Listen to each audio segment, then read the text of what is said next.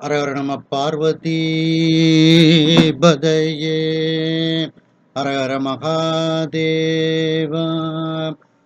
தென்னாடுடைய சிவனே போற்றி, எந்நாட்டவர்க்கும் இறைவா போற்றி.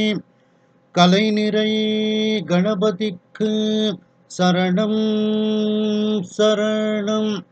திருச்செந்தூர் முருகனுக்கு அரோகரா.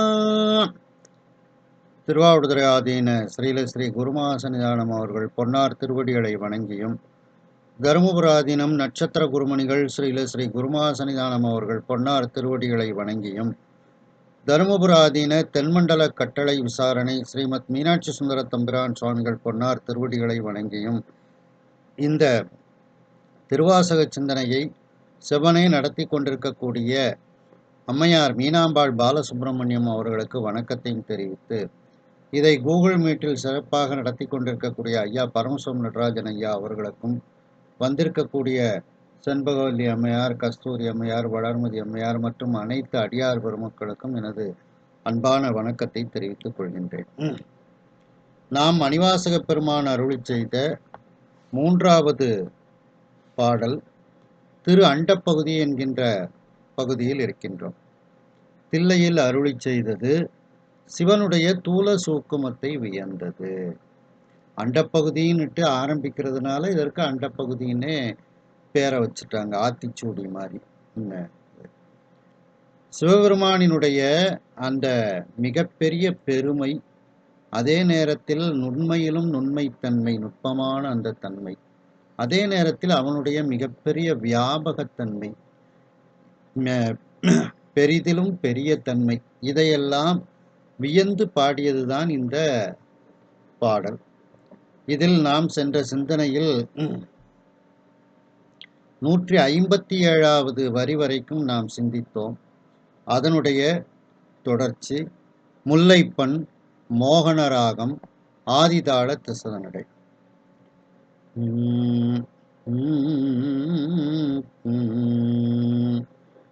கோல் தேன் கொண்டு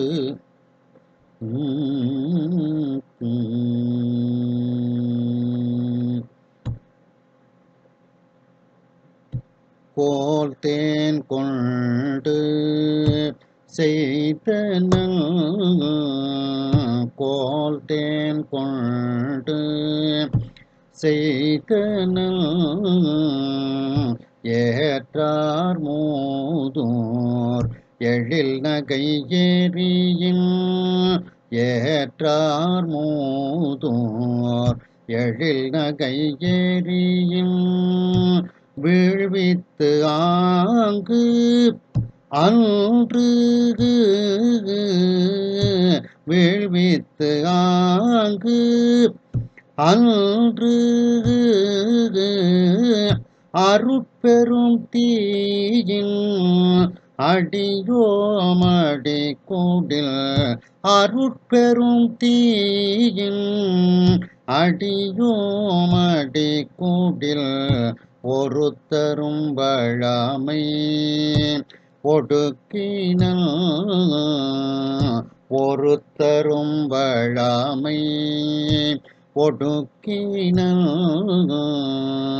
தடங்கையின் நெல்லி கணியனக்கு ஆயினம், தடக்கையின் நெல்லி கணியனக்கு ஆயினம் சொல்லுவது அறியீர் வாழி முறையோ, சொல்லுவது அறியீர் வாழி முறையோ தரியேன் நாயேன் தான் என்னை செய்தது, தரியேன் நாயேன் தான் என்னை செய்தது தெரியேன் செத்தேன் அடியேற்கு தெரியேன்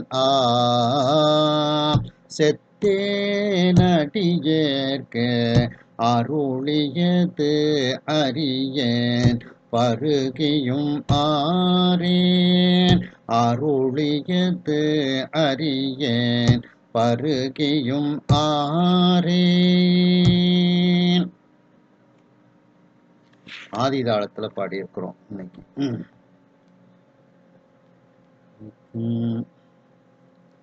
சென்ற சிந்தனையில்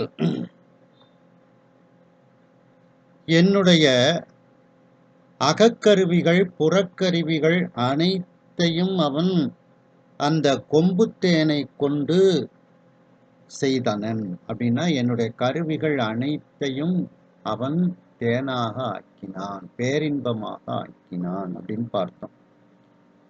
ஏற்றார் மூதூர் எழில் நகை எரியின்.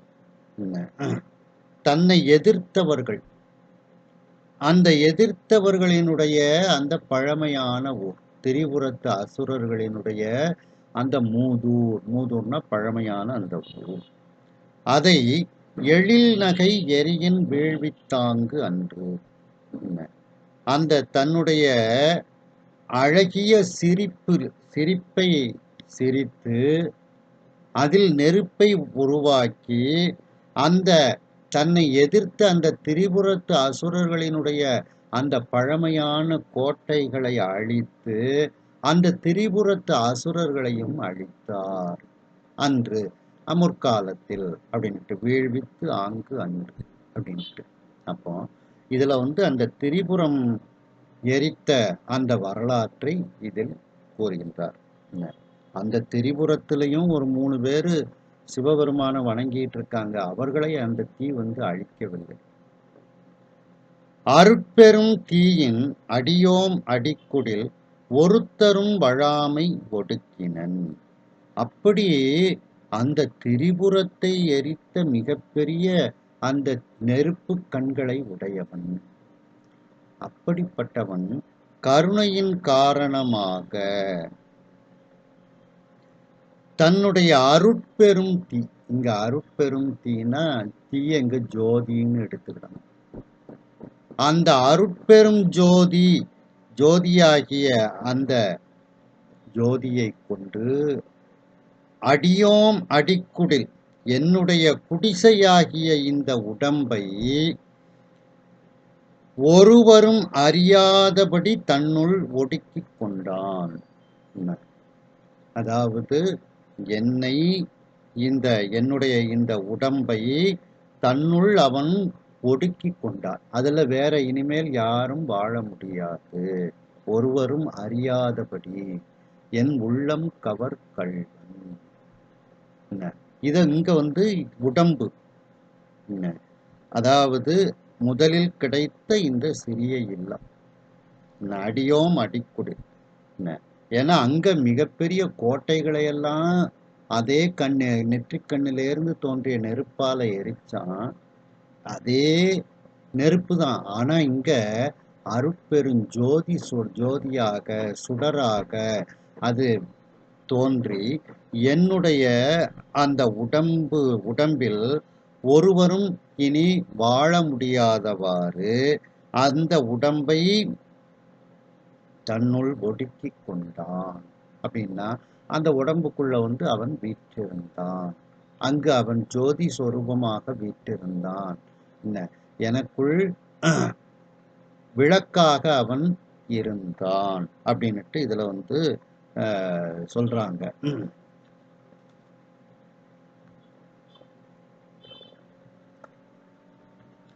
அப்படிப்பட்ட பெருமான்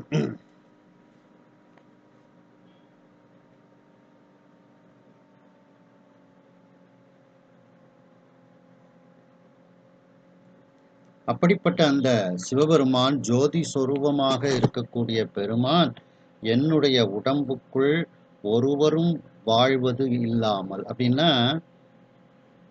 எல்லா பொறிப்புலன்கள்லாம் வாழத்தான் செய்து. இனிமேல் அந்த பொறிப்புலன்கள் வஞ்சனையாக வாழாது. அதாவது தன் இஷ்டம் போல வாழ முடியாது. இறைவனை மட்டுமே அந்த பொறிப்புலன்கள் நோக்கக்கூடியதாக அது மாறிவிடுகிறது. அதான் ஒருத்தரும் வழாமை அப்படின்னா, அந்த அவைகளெல்லாம் உள்ளே வாழ்ந்து கொண்டு தான் இருக்கு. ஆனா எல்லாமே இறைவனை வாழ்த்தக்கூடிய கருவிகளாக, பொறிப்புலன்களாக மாறிவிடுகிறது. அப்படி என்னுடைய உடம்பை அவன் ஒடுக்கினான். தடக்கையின் நெல்லிக்கனி எனக்கு அவன் ஆகினான். அதாவது தடம்னா குளிந்த அப்படின்னு அர்த்தம், ஒரு அர்த்தம். இன்னொன்னு நீர்நிலைன்னு அர்த்தம். ஒரு நீர்நிலை அப்படிங்கிறது குழிவாக இருக்கும். அப்படி குழிவாக இருந்தா தான் அதுல தண்ணீர் தேங்கும், ஆழமாக இருக்கணும். அதே மாதிரி என்னுடைய உள்ளங்கை நெல்லிக்கனின்னு சொல்றோம் பார்த்தீங்களா, அந்த உள்ளங்கை. அது அப்போ அந்த அதுல உள் அப்படின்னா ஒரு குழின்னு அர்த்தம். அங்கை அப்படின்னா அழகிய கை. உள்ளங்கைக்கு இப்படி அர்த்தம் எடுக்கணும். அதே அந்த உள்ளங்கை நெல்லிக்கனி தான் இங்க தடக்கையின்னு கொடுத்துருக்காங்க. தடம்னா குளம் போன்று ஒரு குழிவாக கையை வைத்து கொண்டு அந்த கைக்குள் நெல்லிக்கனி. கையை விரிச்சு வச்சுட்டு நெல்லிக்காயை வச்சோம்னா, நெல்லிக்கனியை வச்சோம்னா உருண்டு ஓடிடும்.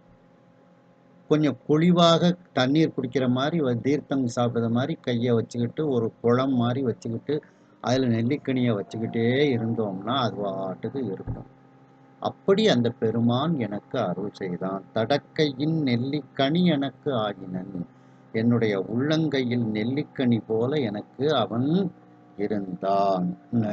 அதாவது மற்ற அடியார்களுக்கு வாயில் புக்க நெல்லிக்கனியாக இருந்தாலும் எனக்கு அவன் நான் நினைச்ச நேரம் சாப்பிடக்கூடிய நெல்லிக்கனியாக அவன் என் கையிலேயே இருந்து கொண்டே இருக்கின்றான். அப்படின்னா நான் நினைச்ச நேரம் அவனை தரிசனம் பண்ணுவேன், அவனை பார்ப்பேன், அவனோடு பேசுவேங்கிற அர்த்தத்துல இது சொல்லப்படுகிறது. அதான் தடக்கையின் நெல்லிக்கனி எனக்கு ஆகினேன். நான் என்னுடைய உள்ளங்கையில் அவன் நெல்லிக்கனி போன்று, நான் எப்பொழுது வேண்டுமானாலும் சாப்பிடக்கூடிய நெல்லிக்கனி போன்று, நான் எப்பொழுது வேண்டுமானாலும் அவனை தரிசிக்கக்கூடிய அந்த ஒரு தன்மையை உடையவனாக எனக்கு அவன் கைவரப் பெற்றான் அப்படின்ட்டு இதுல சொல்லப்படுகிறது. அதான் குளிந்த கை. தடக்கைனா குளிந்த கை அப்படின்னு அர்த்தம். சொல்லுவது அறியேன் வாழி முறையோ. அந்த பெருமானினுடைய பெருமைகளை எப்படி நான் சொல்லுவேன், எனக்கு தெரியவில்லை. அவன் வாழ்க, வாழி அவன் வாழ்க. முறையோ தரியேன். அதாவது அந்த இன்பத்தை நான் எப்படி தாங்கிக் கொள்வேன்.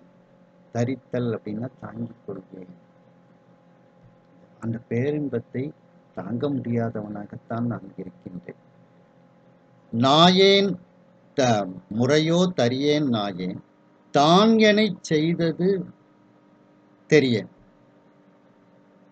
அந்த பெருமான் தான் அப்படின்னா அந்த பெருமான் என்னை இப்படி பேரின்பமயமாக பேரின்ப உருவமாக செய்ததை பற்றி எனக்கு என்னன்னே அது தெரியாம இருக்கிறேன். அது எப்படி அந்த என்னுடைய உருவம் பேரின்பமாக ஆனது, என்னுடைய உருவம் எப்படி அந்த கொம்புத்தேனாக மாறியது, இன்பமாக மாறியது அப்படிங்கிறது எப்படின்னே எனக்கு தெரியல அப்படின்னுட்டு ஆஹா அப்படின்னு ஒரு வியப்பு சொல். என்ன அதே நேரத்துல செத்தேன் என்ன அப்படின்னா, நான் என்னுடைய செருக்குகள் எல்லாம் ஒழிய பெற்றேன் அப்படின்னா, அவங்க ஞானிகள் செத்தாரை போல திரி அப்படின்னுட்டு ஒரு இது உண்டு. அதுபோல அவர்கள் இருப்பார்கள். எல்லாம் அவர்களுக்கு கண்ணு காது எல்லாம் வேலை செய்யும். ஆனா அந்த கண்ணு இறைவனை மட்டுமே பார்த்து கொண்டிருக்கும். அப்படி அவர்கள் எல்லாம் பொறி புலன்களெல்லாம் இறந்தவர்களாக அவர்கள் இருப்பார்கள். அப்படின்னா என்ன அர்த்தம்னா, இந்த பூமியில அவர்கள் இருந்தாலும் அவர்கள் இறைவனை மட்டுமே நோக்கி கொண்டு இருப்பார்கள் அப்படிங்கிறது தான் அதுக்கு செத்தார் அப்படிங்கிறதுக்கு பொருள். அதுபோல நானும் என்னுடைய செருக்கு ஒழிய பெற்று செத்தவர்களைப் போல நான் இருக்கின்றேன். அடியேற்கு அருளியது அறியேன். அந்த பெருமான் எனக்கு அருளிய தன்மை எப்படி என்று எனக்கு இன்னும் அறிய முடியாதவனாக இருக்கின்றேன் அப்படின்ட்டு மணிவாசக பெருமான் இறைவன் தனக்கு செய்த அந்த செயல்களை எல்லாம் வியந்து வியந்து எப்படி சொல்றது அப்படின்னுட்டு அந்த வார்த்தைகள்ல அப்படியே அவங்க வந்து சொல்லிக்கிட்டே வராங்க. இதை இன்னும் கொஞ்சம் நாம் விரிவாக சிந்திக்கலாம்.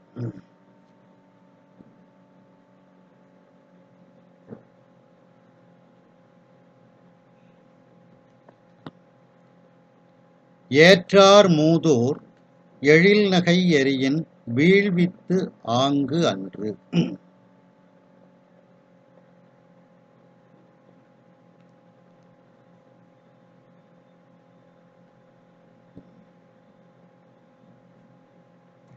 அதாவது ஏற்றார் அப்படின்னா எதிர்த்தவர்கள் அப்படின்னுட்டு அதற்கு பொருள். அவர்களுடைய பழமையான 3 கோட்டைகள், 3 பழமையான ஊர்கள். அத சுவாமி வந்து சிரிச்சே அழகான சிரிப்பை உருவாக்கி அவர்களை எரித்து விடுகின்றார். அந்த திரிபுரத்து அசுரர்கள் வரம் வாங்கிட்டு வராங்க. 3 பேரும் ஒரே நேர்கோட்டுல நிக்கணும். ஒரே அம்பு அவர்கள் மீது 3 பேர் மீதும் பாய்ந்து இறக்க வேண்டும்னுட்டு வரம் வாங்கிட்டு வராங்க. அப்போ 3 பேரும் ஒரே நேர்கோட்டுல நிக்கிற மாதிரி நிப்பாங்க. அம்பு வரும்போது ஒருத்தர் நவுண்டுவார். இப்படி அவர்கள் ஒரு வரத்தை வாங்கிட்டு வந்திருக்காங்க. இவங்க தேவர்களுக்கெல்லாம் துன்பத்தை செய்தாங்க. உடனே அந்த தேவர்கள் எல்லோரும் சிவபெருமான்கிட்ட போய் வேண்டுகின்றார்கள், அந்த திரிபுராதிகளை அழிக்க வேண்டும். வேண்டும் போது சுவாமியும் அதுக்கு என்ன, உடனே நான் வந்து அந்த அசுரர்களை அழிக்க செல்கின்றேன்னுட்டு அவர் போருக்கு புறப்படுறார். அப்ப நமக்காக வேண்டிதானே சுவாமி இந்த போருக்கு புறப்படுறாங்க, அவருக்கு நாம செல்வதற்கு ஒரு தேர் கொடுக்க வேண்டும் அப்படின்னுட்டு எல்லாம் அந்த தேவர்கள்லாம் சேர்ந்து ஒரு தேர், ஒரு வில்லு, ஒரு அம்பு இதெல்லாம் தயாரித்து கொடுக்கின்றார்கள். அந்த தேரு, வில்லு, அம்புல எல்லாம் ஒவ்வொருவருடைய அந்த ஆற்றல்களை வைத்து அதை செய்கின்றார்கள். செய்து அதை சுவாமிகிட்ட கொடுக்குறாங்க. சுவாமியும் அதை மகிழ்ச்சியோடு, ஒருத்தர் மகிழ்ச்சியோடு கொடுத்தா வாங்கிக்கிடணும், வாங்கி கொள்கின்றார். ஆனா அவர்களுடைய மனதில், தேவர்களுடைய மனதில் என்ன எண்ணம் வந்து விடுகிறது, நம்முடைய ஆற்றல்னாலதான் சுவாமி வெற்றி பெறப் போகின்றார்ங்கிற எண்ணம் வந்து அது சுவாமிக்கு அவருடைய மனம் தெரிந்து விடுகிறது. அப்போ இதுக்கு 3க்குமே வேலை கொடுக்காம நாம வந்து இந்த வெற்றியை செய்ய வேண்டும்ட்டு சுவாமி முதல்ல மனசுல நினைச்சுக்கிறார். அவருடைய மனதில் உள்ள ஆணவத்தை முதல்ல அடக்கணும். அதுக்காண்டி முதல்ல எந்த காரியம் எடுத்தாலும் பிள்ளையார முதல்ல நினைக்கணும் அப்படிங்கிற ஒரு வரத்தை தன்னுடைய மகனுக்கு கொடுக்கிறார். பிள்ளையார நினைக்காம போறார். சுவாமி தேர்ல ஏறுதார். பிள்ளையார அச்சாணியை முறிச்சு விட்டுருதார். தேர் உடைஞ்சு போயிருது. அவருடைய ஆணவம் அங்கே அறுபடுகிறது. தேவர்களினுடைய ஆணவம் அறுபடுகிறது. அதுக்கப்புறம் சுவாமி அந்த வில்லுக்கும் அம்புக்கும் வேலையே இல்லாம அந்த 3 பேரை பார்த்து சிரிக்கிறாரு. அந்த சிரிப்புல மயங்கி 3 பேரும் ஒன்னா நிக்கிறான். அந்தால நெருப்பால, நெற்றிக்கண்ணுல உள்ள நெருப்பால எரிச்சிருந்தார் சுவாமி. அதான் திரிபுர சம்ஹாரம் அப்படிங்கிறது. அத இந்த இதுல வந்து சொல்றாங்க. ஏன் இந்த இடத்துல திரிபுர சம்ஹாரத்தை மணிவாசக பெருமான் சொல்றாங்க அப்படின்னா, இந்த திரிபுர சம்ஹாரம் அப்படிங்கிறது என்ன அப்படின்னா, ஒவ்வொருவருக்குள்ளும் நிகழ வேண்டிய ஒரு சம்ஹாரம். என்ன, முப்புறம் என்பது மும்மல காரியம் அப்படின்னுட்டு திருமூலர் சொல்லுவாங்க. அது பின்னால நம்ம அந்த பாட்டை பார்க்கிறோம். அப்போ ஒவ்வொருவரிடத்திலும் அந்த மும்மலம்ங்கிறது இருக்கு. அந்த மும்மலமும் எரிக்கப்பட வேண்டும், அவர்களை விட்டு நீங்க வேண்டும். அதனாலதான் என்னுடைய மும்மலத்தையும் சிவபெருமான் நீக்கினார் அப்படிங்கிறத இந்த வரலாற்றை வச்சு மணிவாசக பெருமான் இதில் கூறுகின்றார்கள். அதுதான் இதெல்லாம் நம்ம பார்க்கிறோம். திருஞான சம்பந்த பெருமான்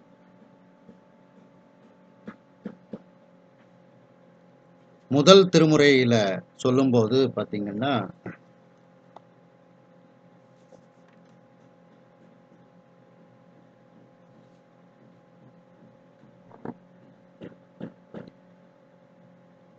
நடைமறு திரிபுரம் எரியுண நகை செய்த படைமறு தழல் எழ மழுவல பகவன் உடைமருது இளமுகில் வழமமர் பொதுளிய இடைமருது அடையனம் இடர்கடல் எளிதே. திரிபுரம் எரி உண்ண நகை செய்த, அந்த திரிபுரத்து அசுரர்கள் நெருப்பை உண்ணுமாறு பஸ்மமாகுமாறு சிரிப்பை செய்த பெருமான் அப்படின்னுட்டு ஞானசம்பந்த பெருமான் முதல் திருமுறையில கூறுகின்றார்கள். மேலும் திருஞான சம்பந்த பெருமான் மூன்றாம் திருமுறையில சொல்லும்போது பார்த்தீங்கன்னா,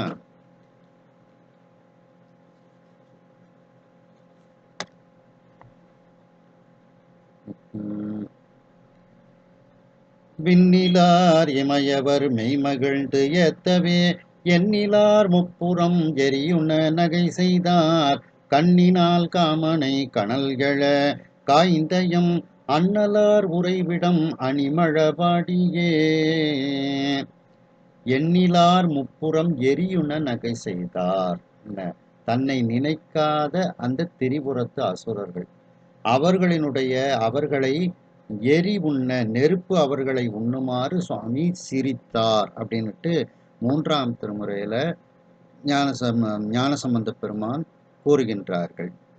மேலும் அதே மூன்றாம் திருமுறையில பார்த்தீங்கன்னா,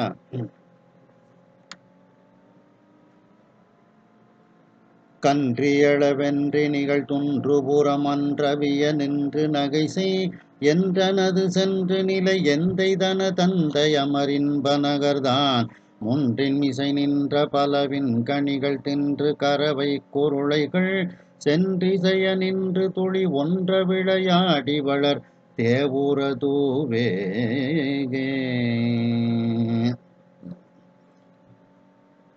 துன்று புறம் அன்று அவிய நின்று நகை செய். அந்த துன்பத்தை தரக்கூடிய அந்த திரிபுரத்து அசுரர்கள் அன்று அவிந்து போகுமாறு, அவர்கள் பொடி பொடியாக ஆகுமாறு அவர்கள் எதிரில் நின்று சிரித்த பெருமான் அப்படின்னுட்டு ஞானசம்பந்த பெருமான் இந்த மூன்றாம் திருமுறையில கூறுகின்றார்கள். மேலும் திருநாவுக்கரசு பெருமான் நான்காம் திருமுறையில சொல்லும்போது,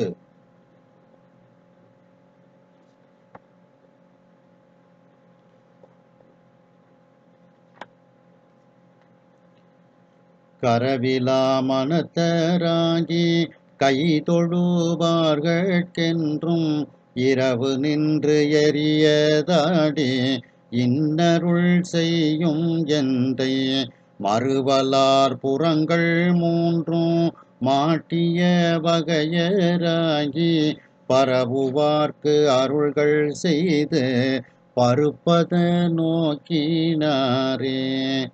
மறுவலார் புறங்கள் மூன்று மாட்டிய வகையராகி, அந்த எதிரிகளாகிய திரிபுரத்து அசுரர்களை அவர்கள் அழிந்து போகுமாறு அருள் செய்தவன் அப்படின்னுட்டு இதுல திருநாவுக்கரசு பெருமான் கூறுகின்றார்கள். மேலும்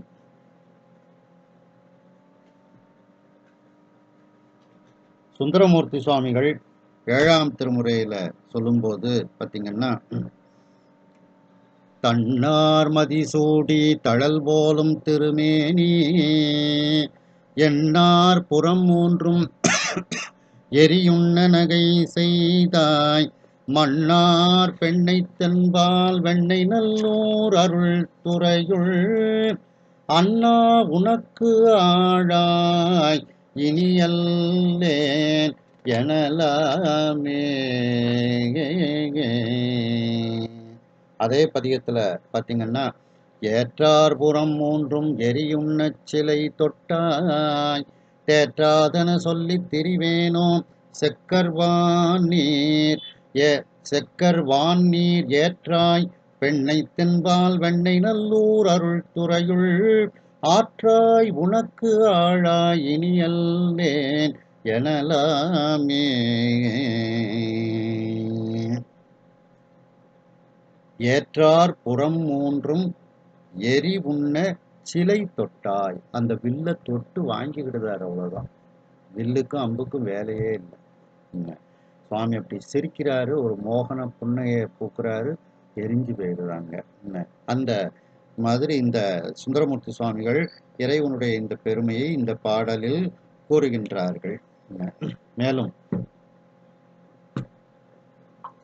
திருமூலர் திருமந்திரத்துல சொல்லும்போது 2ஆம் தந்திரம் அதுல சொல்லும்போது பாத்தீங்கன்னா,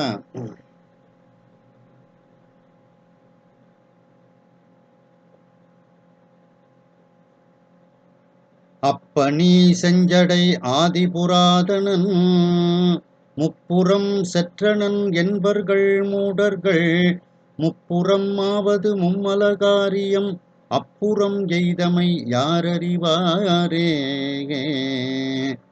அதாவது சுவாமி திரிபுரத்தை அழித்தார்னுட்டு பொதுவா ஒரு இதா சொல்லுவார்கள் மூடர்கள். ஆனா அதுல உள்ள உண்மையான தத்துவம் என்ன, தாத்பரியம் என்ன அப்படின்னா, முப்புறம் ஆவது மும்மல காரியம். அந்த திரிபுரத்தை எரித்தது அப்படிங்கிறது ஒவ்வொரு இடத்தில் இருக்கக்கூடிய மும்மலத்தையும் நீக்குதல். அதுதான் அதுல உண்மையானது. அப்போ அந்த திரிபுர சம்ஹாரம்ங்கிறது எங்கே நிகழ வேண்டும்? ஒவ்வொருவருக்குள்ளும் நிகழ வேண்டும். அதனால மணிவாசக பெருமான் எனக்கு அந்த திரிபுர சம்ஹாரம் எனக்குள் இறைவன் நிகழ்த்தினான், ஆகையினால் நான் இன்பம் அடைந்தேன், பேரின்பம் அடைந்தேன் அப்படிங்கிறதுனாலதான் இங்க இந்த திரிபுர சம்ஹாரத்தை குறிப்பாக மணிவாசக பெருமான் இதில் குறிப்பிடுகின்றார். ஏன்னா இதுக்கப்புறம் வர்றது பூரா ஆனந்தமான ஒரு வார்த்தைகள் தான். எப்படி என்னைய அப்படி செய்தார், இப்படி செய்தார், ஆனந்தப்படுத்தினார், இன்பமாக்கினார்ன்னுட்டு தான் அதுல சொல்லிக்கிட்டே வரப்போறாங்க. அப்போ அதற்கு முதல்ல என்ன, நம்முடைய மும்மலம் நீங்க வேண்டும். அதான் அந்த முப்புறமாவது மும்மல காரியம் அப்படின்ட்டு இதுல இந்த திரிபுரத்து சம்ஹாரத்தை பற்றி மிக சுருக்கமாக அதனுடைய கருத்தை திருமூலர் திருமந்திரத்துல கூறுகின்றார்கள். மேலும் திருநாவுக்கரசு பெருமான் 6ஆம் திருமுறையில சொல்லும்போது பாத்தீங்கன்னா, அந்த தீ மிகப்பெரிய தீ. திரிபுரத்து அசுரர்களை எரிப்பதற்காக சுவாமி பயன்படுத்தியது அந்த பெரிய தீ. அந்த தீயில அந்த அசுரர்களுடைய கோட்டைகள்லாம் அழிந்து விடுகிறது. அந்த அசுரர்களும் அழிந்து விடுகின்றார்கள். அதே நேரத்தில் அதுல ஒரு 3 பேர் நித்தியப்படி சிவபூஜை பண்ணக்கூடியவங்களாக அவங்க இருக்கின்றார்கள். அந்த மிகப்பெரிய தீ கொடுமையான தீ அந்த 3 பேரை மட்டும் தாக்கல. அந்த 3 பேருக்கும் அது அருட்பெரும் தீயாக இருந்தது. அடுத்தால அருட்பெரும் தீன்னு சொல்றாங்க. அந்த 3 பேருக்கு மட்டும் அது ஜோதியாக சுடராக இருந்து அவர்கள் 3 பேர் மட்டும் அந்த திரிபுர சம்ஹாரத்தில் இறக்கவில்லை. ஏன்னா சிவபெருமானிடத்தில் அன்பு கொண்டவர்கள் அப்படிங்கிறத திருநாவுக்கரசு பெருமான் ஒரு பாட்டுல சொல்றாங்க. கொலையானை உரிபோர்த்த கொள்கையானை திருத்தாண்டகத்துல சொல்றாங்க. கொலையானை உரிபோர்த்த கொள்கையானை கோளரியை கூறம்பாவரை மேற்கோத்த சிலையானை செம்மை தரு பொருளான் தன்னை திரிபுரத்தோர் மூவர்க்குச் செம்மை செய்த தலையானை தத்துவங்கள் ஆனான் தன்னை தையலோர் பங்கினனை தன் கையேந்து கலையானை கற்குடியில் விழுமியானை கற்பகத்தை கண்ணாரக் கண்டேன் நானே.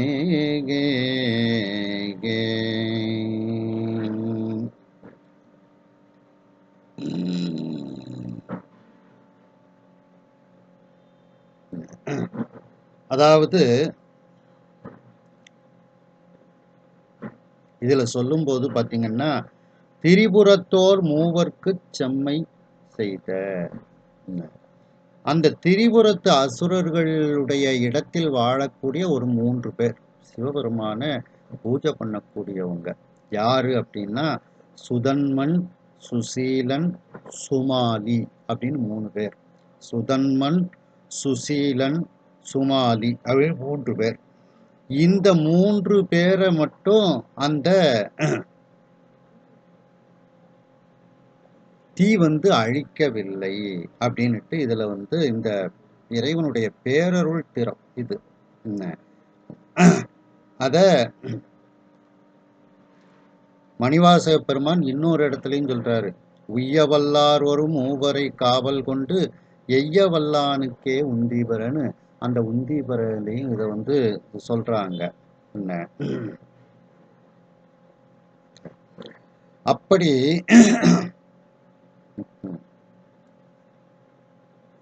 பட்ட ஒரு அந்த திரிபுர சம்ஹாரம். அதே இதுல சுந்தரமூர்த்தி சுவாமிகளும் இதே கருத்தை சொல்றாங்க. மூவையில் சற்ற ஞான்று உய்ந்த மூவரில் இருவர் நின் திருக்கோயிலின் வாய்தல்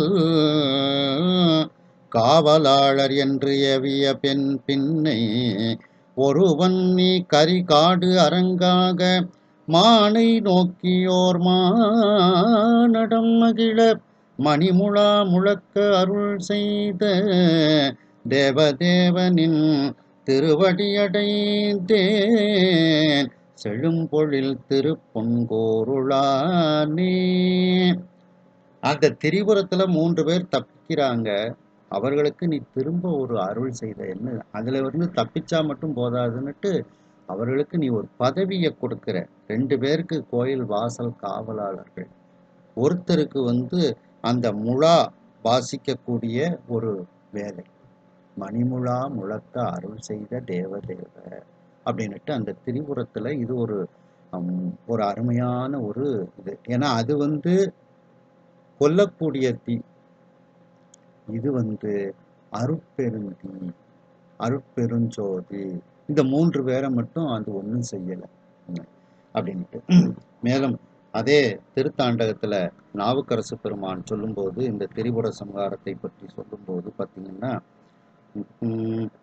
அறிபிரமர் தொழுது ஏத்தும் அத்தன் தன்னை அந்தகனுக்கு அந்தகனை அளக்கலாகா எரிபுரியும் லிங்க புராணத்து உழானை எண்ணாகி பன்னார் எழுத்து ஆனானை திரிபுரம் செற்று ஒரு மூவர்க்கு அருள் செய்தானை சிலந்திக்கும் அரசழித்த செல்வன் தன்னை நரிவிரவு காட்டகத்தில் ஆடலானை நாரையூர் நன்னகரிற் கண்டேன் நானே.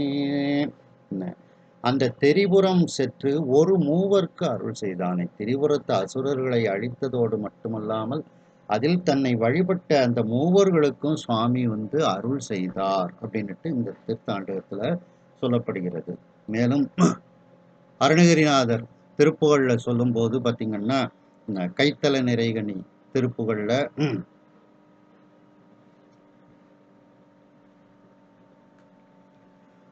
முப்புறம் எரி செய்த அச்சிவன் உரை ரதம் அச்சது பொடி செய்த அதிதீரா அப்படின்னு கைத்தல நிறையணி திருப்புகழ்ல விநாயகர் திருப்புகழ்ல சொல்றாங்க. முப்புறம் எரி செய்த அச்சிவன் உரை ரதம். அந்த திரிபுர சம்ஹாரத்துக்கு செல்லும் போது அந்த சிவபெருமான் வீற்றிருக்கக்கூடிய ரதம், அந்த ரதத்தினுடைய அச்சது பொடி செய்த அதிதீரா, அச்சை பொடி பொடியாக செய்த யாருக்கும் பயப்படாதவனே அதிதீரா.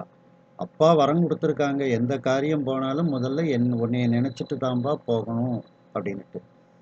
அதை வேணுக்குன்னு தான் சுவாமி செய்கிறாரு. அதாவது இந்த தேவர்களினுடைய ஆணவத்தை அழிக்க வேண்டும்ங்கிறதுனால தான் விநாயகப் பெருமானை நினைக்காம போறார். விநாயகப் பெருமான் பார்த்தாரு, இந்த தேர் முழுக்க தேவர்களுடைய சக்தி தான் இருக்கா அப்படின்னுட்டு அந்த அச்சம் முறிச்சு விட்டுருக்கார். எவ்வளவு பெரிய தேராக இருந்தாலும் அச்சாணி கலண்டுட்டு அப்படின்னா தேர் விழுந்துரும். அதான் திருக்குறள்ல திருவள்ளுவர் சொல்லும்போது, உருவு கண்டு எல்லாமை வேண்டும் உருள் பெருந்தேர்க்கு அச்சாணி அன்னார் உடைத்து. ஒருவருடைய உருவத்தை கண்டு நாம் இகழக்கூடாது. எவ்வளவு பெரிய தேராக இருந்தாலும் அந்த தேருக்கு அச்சாணி தான் ஆதாரம். அந்த மாதிரி அந்த தேரினுடைய அச்சாணியை முறிச்சு, அச்சது பொடி செய்து அதிதீரா முறிச்ச உடனே அதிலேயே தேவர்களுடைய ஆணவம் எல்லாம் அறுபட்டு விடுகிறது. அந்த விநாயக பெருமானுக்கு சிவபெருமான் கொடுத்த வரமும் நிறைவேற்றப்படுகிறது. அப்படிப்பட்ட அந்த திரிபுரத்து சம்ஹாரம். ஏன்னா திரிபுர சம்ஹாரம்ங்கிறது இப்ப அந்த திரிபுரத்து அசுரர்களுக்கு மட்டும் நடக்கல, தேவர்களுக்கும் நடந்திருக்கு. தேவர்கள் கொடுத்த அந்த தேரை பிள்ளையார் அச்சு முறிச்சு விட்டுருக்காரு. அதுல இருக்கக்கூடிய தேவர்களினுடைய ஆற்றல்கள் பூரா அழிந்து விடுகிறது, ஆணவம் அழிந்து விடுகிறது. அதுக்கப்புறம் வில்லு அம்பு, அந்த வில்லு அம்புலையும் ஒவ்வொருவருடைய ஆற்றல் இருக்கிறது. அதைக்கும் வேலையே இல்லாம சாமி சிரிச்சிருந்தார். அங்கே அந்த வில்லு அம்பில் இருக்கக்கூடிய அந்த தேவர்களினுடைய ஆற்றலும் அங்கே அழிந்து விடுகிறது. அப்போ திரிபுர அந்த ஆணவம் அறுபடுதல் என்பது 2 பக்கமும் நடக்குது. தேவர்கள் பக்கமும் நடக்கின்றது, அசுரர்கள் பக்கமும் நடக்கின்றது. ஏக காலத்துல நடக்குது. அப்படிப்பட்ட அந்த ஏற்றார், தன்னை எதிர்த்த ஏற்காத அந்த திரிபுரத்து அசுரர்களினுடைய அந்த பழமையான 3 ஊர்கள், 3 கோட்டைகள், அதை அழகான சிரிப்பின் மூலமாக எரித்து கீழே விழ வைத்தாய் அப்படின்னுட்டு சுவாமி மணிவாசக பெருமான் கூறுகின்றார்கள். அப்போ இதுல திரிபுர சம்ஹாரத்தை மட்டும் குறிப்பாக சொல்வது எதனால் என்றால், அந்த திரிபுர சம்ஹாரம் எப்படி நிகழ்ந்ததோ அதுபோல என்னுடைய மும்மலத்தையும் நீ அறுத்தாய் அப்படிங்கிறதுனாலதான், அப்படிங்கிற கருத்தை மணிவாசக பெருமான் இதில் கூறுகின்றார்கள்.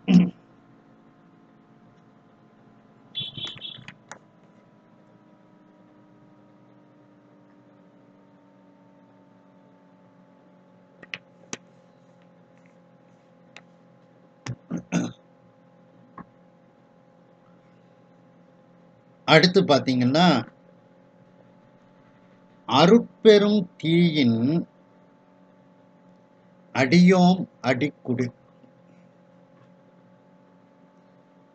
அந்த அன்றுங்கிற வார்த்தை நீ அன்றைக்கும் அதை செஞ்ச, இன்றைக்கும் ஒவ்வொரு அடியார்களுக்கும் நீ செய்து கொண்டிருக்கின்றாய்ன்னு அர்த்தம். அன்றைக்கும் நீ திரிபுர சம்ஹாரம் பண்ணின, இன்றைக்கும் ஒவ்வொரு அடியார்களுக்கு பக்குவப்பட்ட அந்த அடியார்களுக்குள்ள நீ அந்த திரிபுர சம்ஹாரம், அவருடைய மும்மலத்தை அறுக்கக்கூடிய நிகழ்வை நீ செய்து கொண்டுதான் இருக்கின்றாய் அப்படிங்கிறது தான் அந்த அன்றுங்கிறதுக்கு உள்ள பொருள். அன்றைக்கு மட்டுமா செஞ்ச, இப்பவும் செய்து கொண்டு இருக்கின்றாய்ன்னு அர்த்தம். அடுத்து, அருட்பெருந்தீயின் அடியோம் அடிக்குடில் ஒருத்தரும் வழாமை ஒடுக்கினன். அதாவது உன்னுடைய அருட்பெருந்தீ அப்படின்னா அருட்பெருஞ்சோதின்னு அர்த்தம் எடுத்துக்கிறோம். அப்படி அந்த அருட்பெருஞ்சோதியாக இருக்கக்கூடிய நீ உன்னுடைய அந்த அருட்பெரும் ஜோதியினால் அடியோம் அடிக்குடில் என என்னுடைய மும்மலங்களை நீ அறுத்ததனால நான் பக்குவப்பட்டு நிற்கின்றேன். என்னுடைய அந்த பக்குவப்பட்ட அடியேனுடைய அடிக்குடில், அந்த நான் தங்கி இருக்கக்கூடிய அந்த இல்லம், அந்த இல்லத்தில் ஒருத்தரும் வழாமை ஒடுக்கினர், ஒருவரும் அறியாதபடி ஒடுக்கி கொண்டாய் என்னுடைய உடம்பை, இல்லை என்னுடைய உடம்புக்குள் நீ இருந்தாய் அப்படின்லாம் அர்த்தம் எடுத்துக்கிடலாம். என்ன வழாமைங்கிறதுக்கு ஒருவரும் அறியாதபடின்னு அர்த்தம் எடுத்துக்கிடலாம்.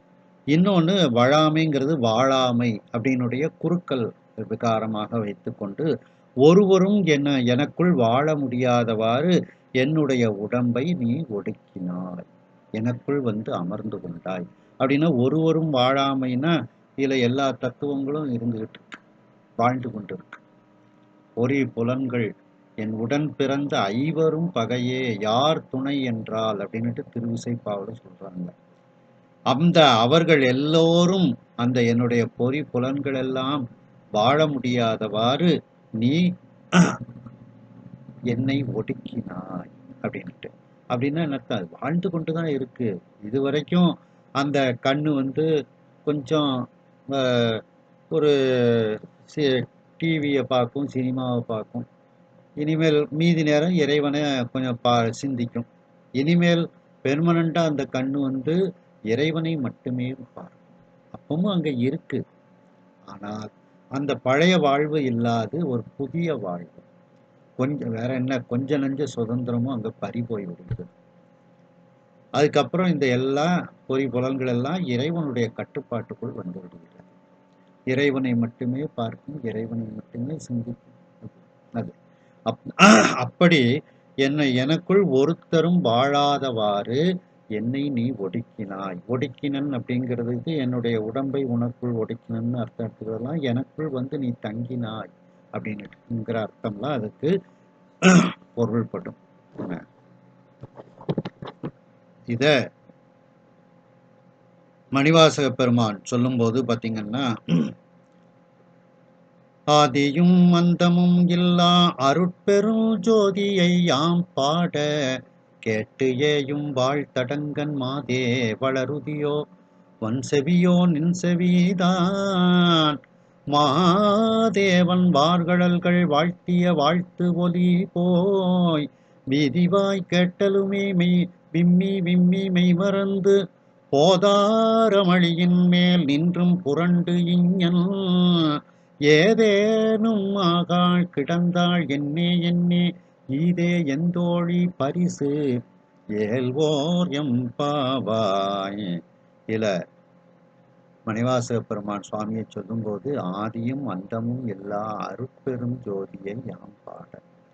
அந்த ஆதியும் அந்தமும் இல்லா அருட்பெருஞ்சோதி தான் இங்கே எது அருட்பெருந்தீ அப்படின்னு கொடுத்துருக்காங்க. ஏன்னா அந்த தீயை வந்து இங்க எரிக்காமல் உள்ளே விளக்காக வந்து இருக்கின்றது. அதனாலதான் அந்த அருட்பெருந்தீ என்பது அருட்பெருஞ்சோதி அப்படின்ட்டு. மேலும் அதே திருவாசகத்துல மணிவாசக பெருமான் சொல்லும்போது பாத்தீங்கன்னா, முந்திய முதல் நடு இறுதியும் ஆனாய் மூவரும் அறியிலர் யாவர் மற்று அறிவார் பந்தனை விரலியும் நீயும் நின் அடியார் பழங்குடில் தோறும் எழுந்து அருளிய பரனே செந்தழல் புரை திருமேனியும் காட்டி திருப்பெரும் துறையுரை கோயிலும் காட்டி அந்தணன் ஆவதும் காட்டி வந்து ஆண்டாய் ஆரமுதே பள்ளி எழுந்தருளாயே. பந்தனை விரலியும் நீயும், பந்து போன்ற விரல்களை உடைய அம்பிகையும் நீயும் சிவபெருமானே நீயும் உன்னுடைய மனைவியும் பந்தனை விரலியும் நீயும் நின் அடியார் உன்னுடைய அடியார் பழங்குடில் தோறும் எழுந்தருளிய பரனை. பழங்குடில் பலகால வழிபட்டு வழிபட்டு அந்த குடில் இருக்கின்றது. அப்படி அந்த பழங்குடில் தோறும் எழுந்தருளிய பரனை. அப்படி பக்குவப்பட்ட எல்லா ஆன்மாக்களினுடைய உள்ளத்துக்குள்ளும் நீ எழுந்து அருளியிருக்கின்றாய். அவர்களுடைய குடிலாகிய அந்த உடம்புக்குள் நீ எழுந்தருளி இருக்கின்றாய் அப்படின்னுட்டு இதுல சொல்லப்படுகிறது. அதான் அடியோம் அடிக்குடில். அடியோம்னா பழங்குடில், அடியோம்னா நின் அடியார் இறைவனுடைய அடியார், அடிக்குடில்னா அந்த பழமையான குடில். அடியார் பழங்குடில் தோறும் எழுந்தருளிய பரணி அப்படின்ட்டு. அப்படி அந்த மணிவாசக பெருமானினுடைய அந்த உடம்புக்குள் இறைவன் வீட்டு இருக்கின்றார் அப்படின்ட்டு. மேலும் 5ஆம் திருமுறையில திருநாவுக்கரசு பெருமான் சொல்லும்போது பார்த்தீங்கன்னா, ஊனில் ஆவி உயிர்க்கும் பொழுதெல்லாம் நான் நிலாவி இருப்பன் என்னாதனை தேன் நிலாவிய சிற்றம் பலவனார் வான் நிலாவி இருக்கவும் வைப்பரே. ஊனில் ஆவி உயிர்க்கும் பொழுதெல்லாம் நான் நிலாவி இருப்பன். அந்த உயிர்ப்பாக இறைவன்தான் இருக்கின்றான் அந்த ஆவிக்குள், அந்த கூட்டுக்குள் அப்படின்ட்டு. மேலும் நாவுக்கரசு பெருமான் சொல்லும்போது, என்னில் ஆறும் எனக்கு இனியார் இல்லையே என்னிலும் இனியான் ஒருவன் உளன் என்னுள்ளே உயிர்ப்பாய் புறம் போந்து புக்கு என்னுள்ளே நிற்கும் இன்னம் பரீசனே, எனக்குள் உயிர்ப்பாக அவன் உள்ளேயும் வெளியேயும் என்னுடைய மூச்சு காற்றாக அவன் இருக்கின்றான் அப்படின்னுட்டு, என்னுள்ளே உயிர்ப்பு தன்மையாக அந்த இறைவன் எனக்குள் இருக்கின்றான். அதான் அடியோம் அடிக்குடில் வந்து அவன் வீற்றிருந்து ஒடுக்கினன் அப்படின்னுட்டு. மேலும் சுந்தரமூர்த்தி சுவாமிகள் 7ஆம் திருமுறையில சொல்லும்போது பார்த்தீங்கன்னா,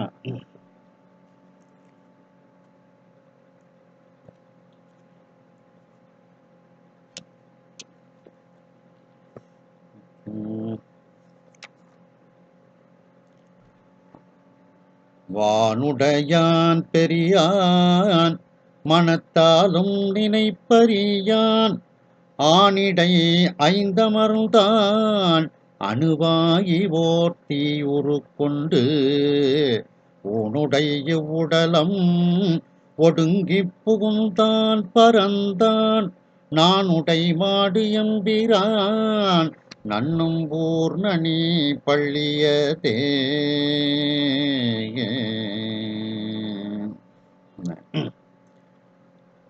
அவன் ரொம்ப பெரியவன், வானுடையான், பெரியான், மனத்தாலும் நினைப்பறியான், மனதால கூட அவன் நினைக்க முடியாது.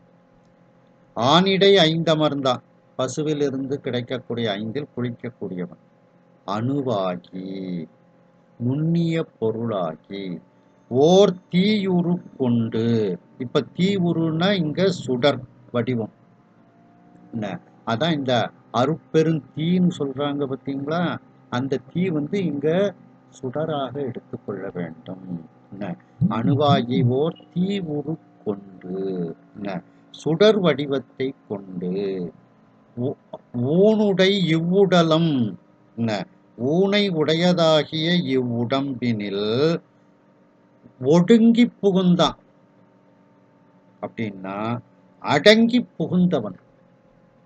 அவன் திரிபுர சம்ஹாரத்தின் போது அவன் எவ்வளவு பெரிய தீ, நெருப்பு, அப்படிப்பட்ட நெருப்பு பெருமான் என் உடம்புக்குள்ள வரும்போது தன்னை அடக்கி கொண்டு, அதான் ஒடுங்கி புகுந்தான். இவ்வுடம்பினில் அடங்கி புகுந்தவனும் உலகமெல்லாம் தன்னுள் அடங்க விரிந்தவனும். உடலம் ஒடுங்கி புகுந்தான் பறந்தான், பறந்தான்னு அர்த்தம், உலகமெல்லாம் தன்னுள் அடங்க விரிந்தவனும் அப்படின்னுட்டு இந்த அருமையான ஒரு பாட்டு இந்த சுந்தரமூர்த்தி சுவாமிகள் எழுதுல. அணுவாகி ஓர் தீ உரு கொண்டு ஊனுடை இவ்வுடலம் ஒடுங்கி புகுந்தான். அதைத்தான் மணிவாசக பெருமான் இந்த இடத்துல கூறுகின்றார்கள். அருட்பெரும் தீயின் அடியோம் அடிக்கொடில் ஒருத்தரும் வழாமை ஒடுக்கினன், இதுல ஒடுங்கி புகுந்தான் அப்படிங்கிறாங்க சுந்தரமூர்த்தி சுவாமிகள். அருமையான ஒரு பாடல்.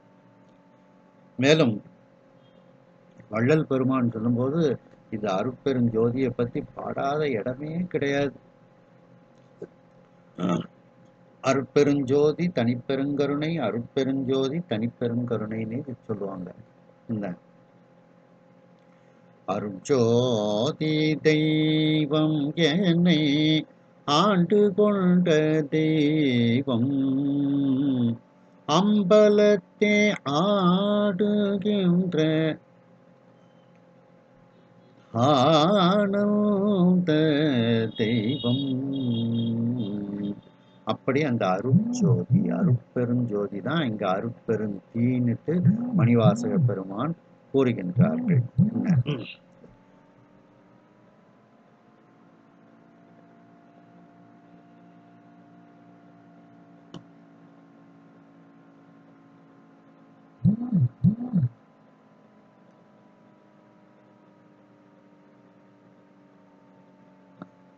நான் சொல்றது கேக்குதா?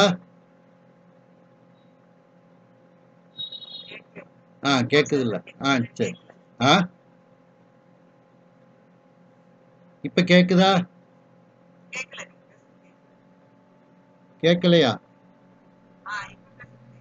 கேக்குது இல்ல இப்போ? சரி சரி. அப்போ அந்த அருட்பெருஞ்சோதியை பத்தி இறைவனை அருட்பெருஞ்சோதி அருட்பெருஞ்சோதின்னுட்டு வள்ளல் பெருமான் வந்து வடலூர் ராமலிங்க சுவாமிகள் பாடுகின்றார்கள் நிறைய. குமரகுருபர சுவாமிகளும் மீனாட்சி அம்மை பிள்ளைத்தமிழ்ல சொல்லும் பொழுது அம்பிகையை விளக்காக, விளக்குன்னா அது எரிந்து கொண்டிருக்கக்கூடிய விளக்கு, தீபத்தை உடைய விளக்கு அப்படின்னுட்டு அம்பிகையை வந்து சொல்றாங்க. எங்க எப்படிப்பட்ட விளக்கம் அது? அடியார்கள் உள்ளத்தில் சுடர்விட்டு பிரகாசிக்கக்கூடிய விளக்காக அம்பிகை இருக்கின்றாள் அப்படின்னுட்டு அந்த மீனாட்சி அம்மையை பற்றி சொல்லும்போது குமரகுருபர சுவாமிகள் கூறுகின்றார்கள். இந்த பாட்டை கேட்ட உடனே தான் மீனாட்சி அம்மை தன்னுடைய கழுத்தில் இருந்த முத்து மாலையை குமரகுருபரருக்கு பரிசாக கொடுக்கின்றாள்.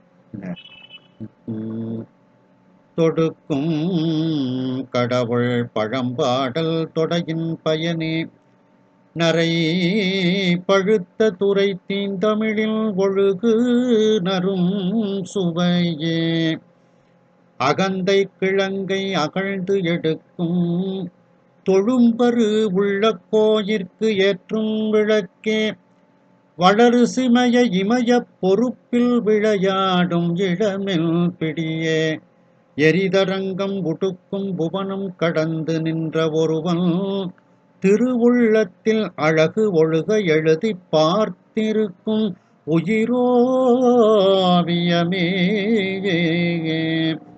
மதுகரம் வாய் மடுக்கும் குழற்காடு ஏந்தும் இளவஞ்சி கொடியே வருக வருகவே மலையத்துவசன் பெற்ற பெருவாழ்வே வருக வருகவே அகந்தை கிழங்கை அகழ்ந்து எடுக்கும் தொழும்பர். அந்த அகந்தை கிழங்கை அகழ்ந்து எடுத்தல் தான் திரிபுர சம்ஹாரம்.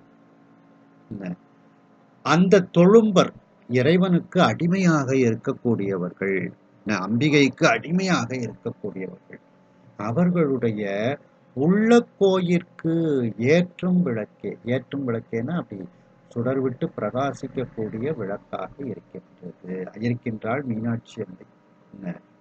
அதான் அருட்பெருந்தீயின் அடியோம் அடிக்குடிலில் அந்த அருட்பெருஞ்சோதியாக ஒருவரும் அறியாதபடி வந்து தங்கி இருந்து என்னை ஒடுக்கினார். அதான் அகந்தை கிழங்கை அகழ்ந்து எடுக்கும் தொழும்பர் உள்ள கோயிலுக்கு ஏற்றும் விளக்கே. அவருடைய உள்ள கோயிலில் நீ ஜோதியாக எரியக்கூடிய விளக்காக நீ இருக்கின்றாய் அப்படின்னுட்டு இதே கருத்தை குமரகுருபரர் இதில் கூறுகின்றார்கள். அடுத்து பார்த்தீங்கன்னா, சொல்லுவது அறியோ அறியேன் வாழி முறையோ.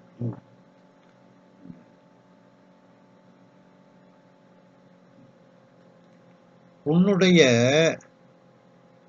புகழை எப்படி நான் சொல்லுவது, எனக்கு அது தெரியவில்லை அப்படிங்கிற மாதிரி மணிவாசக பெருமான் கூறுகின்றார்கள். நீ வாழ்க, நீ என்றென்றைக்கும் வாழ்க அப்படின்னுட்டு இதில் மணிவாசக பெருமான் கூறுகின்றார்கள்.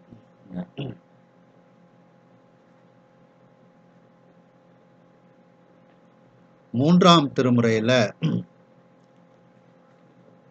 ஞானசம்பந்த பெருமான் சொல்லும்போது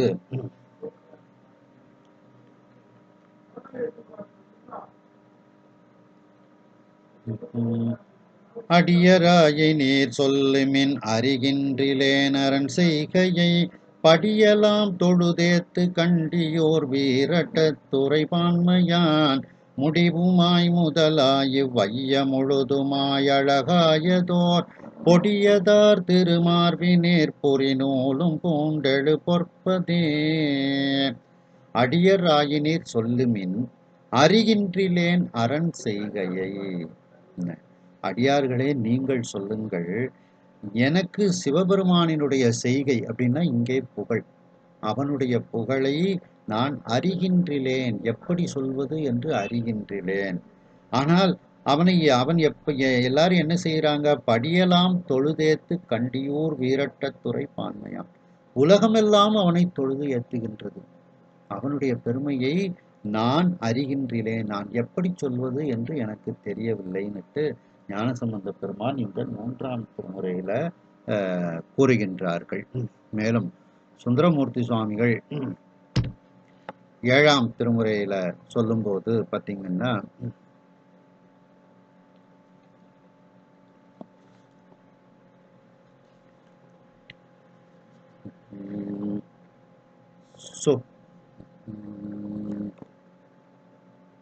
சொல்லுவதென் உனை நான் தொண்டை வாய்வுமை நங்கையை நீ புல்கி இடத்தில் வைத்தாய்க்கு ஒரு பூசல் செய்தார் உளரோ கொல்லை வழம்புறவில் குண்டையூர் சில நெல்லு பெற்றேன் அல்லல் கழைந்து அடியேற்கு அவை அட்டித்தர பணியே.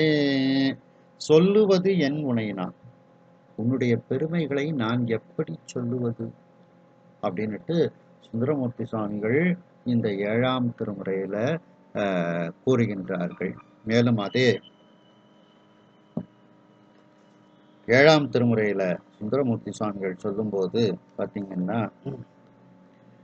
கொல்லுமால் யானையின் கொம்பொடு வம்பார் கொழுங்கனி செழும்பயன் கொண்டு கோட்டைதி புல்கியும் தாழ்ந்தும் போந்துதவும் செய்யும் போகரும் யோகரும் புலரிவாய் மூழ்க செல்லுமா காவிரி துருத்தியார் வேள்வி குடியுளார் அடிகளை செடியனே நாயேன் சொல்லுமாறு அருகிலேன் எம்பெருமானை தொடர்ந்தடும் கடும்பினி தொடர்வடுத்தானே. சொல்லுமாறு அறிகிலேன், அந்த பெருமானினுடைய புகழ்களை நான் எப்படி சொல்லுவது என்று அறியாமல் இருக்கின்றேன்னுட்டு சுந்தரமூர்த்தி சுவாமிகள் இதில் கூறுகின்றார்கள்.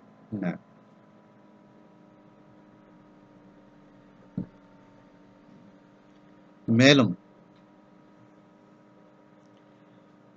4ஆம் திருமுறையில திருநாவுக்கரசு சுவாமிகள் சொல்லும்போது பார்த்தீங்கன்னா, இல்ல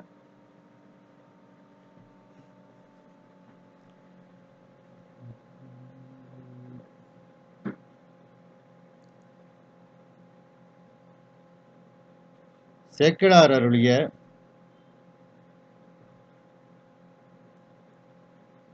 பெரிய புராணத்துல சொல்லும்போது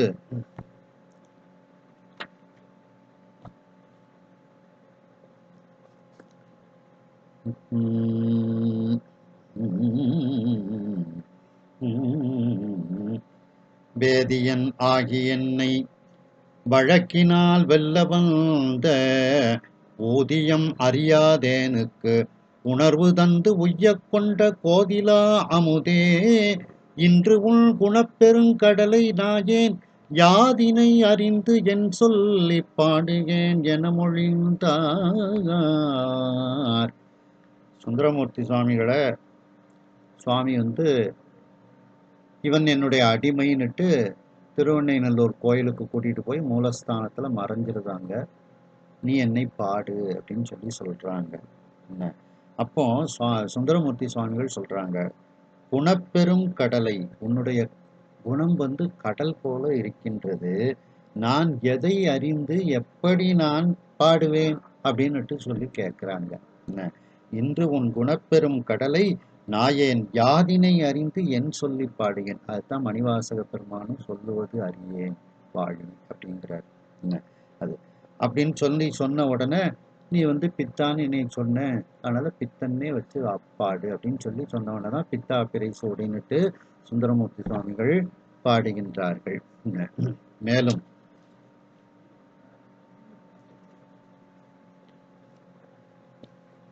அதே பெரிய புராணத்துல பாத்தீங்கன்னா, இயற்பகை நாயனார் புராணத்துல சொல்லும்போது, சொல்லுவது அறியேன் வாழி தோற்றிய தோற்றம் போற்றி வல்லை அருளி என்னை வழித்தொண்டு கொண்டாய் போற்றி எல்லையில் இன்ப வெள்ளம் எனக்கு அருள் செய்தாய் போற்றி தில்லையம்பலத்துள்ளாடும் சேவடி போற்றி என்ன. இப்போ இயற்பகை நாயனாருக்கு முன்னால சுவாமி வந்து அப்படியே தன்னுடைய மனைவியோடு வந்து காட்சி கொடுக்கின்றார். உடனே இயற்பகை நாயனார் கீழே விழுந்து வணங்கி அவர் வந்து சொல்றாரு, சொல்லுவது அறியேன் வாழி, உன்னுடைய புகழை நான் எப்படி சொல்லுவது, எனக்கு அறியேன், நீ வாழ்க அப்படிங்கிறார். தோற்றிய தோற்றம் போற்றின்னுட்டு அந்த பாட்டுல இறைவனை புகழுகின்றார் இயற்பகை நாயனார். அப்படி சொல்லும்போது சொல்லுவது அறியேன் வாழி அப்படின்னுட்டு மணிவாசக பெருமானினுடைய அந்த வார்த்தையை அப்படியே இதுல சேக்கிழார் பெருமான் கையாளுகின்றார்கள். அடுத்து அந்த பெருமான் வாழ்க வாழ்கன்னுட்டு பல இடத்துல சொல்லப்படுகிறது.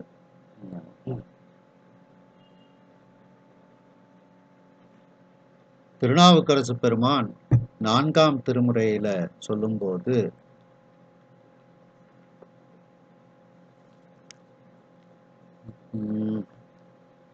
நின்னை எப்போது நினைய ஒட்டாய் நீ நினைய புகில் பின்னை அப்போதே மரப்பித்து பேர்த்து ஒன்று நாடுவித்தி உன்னை எப்போது மறந்திட்டு உனக்கு இனிதாயிருக்கும் என்னை ஒப்பார் உளரோ சொல்லு வாழி இறையவனே. இதுல இறையவனை வாழ்க அப்படின்னு வாழ்த்துகின்றார். இறைய சொல்லு வாழி இறையவனே, எப்பொழுதும் வாழ்ந்து கொண்டிருக்கக்கூடிய, நிலையாக வாழ்ந்து கொண்டிருக்கக்கூடிய இறையவனே அப்படின்னுட்டு வாழி இறையவனேன்னுட்டு நாவுக்கரசு பெருமான் இதில் கூறுகின்றார்கள். மேலும் எப்போதும் வாழ்ந்து கொண்டிருக்கக்கூடியவனும் நீதான் அப்படின்னுட்டு 11ஆம் திருமுறையில சொல்லும்போது நக்கீர தேவரினுடைய பெருந்தேவபாணி அப்படிங்கிற நூல்ல சொல்லும்போது அது வந்து சூலபாணியை அப்படின்னுட்டு அந்த பாட்டு வந்து ஆரம்பிக்கும். அதுல 55வது வரியில பார்த்தீங்கன்னா ஊழியும் நீயே உலகமும் நீயே வாழியும் நீயே வரதனும் நீயே தேவரும் நீயே தீர்த்தமும் நீயே அப்படின்னுட்டு வாழியும் நீயே, என்றென்றைக்கும் வாழ்ந்து கொண்டிருக்கக்கூடியவனும் நீதான். நாங்கள்லாம்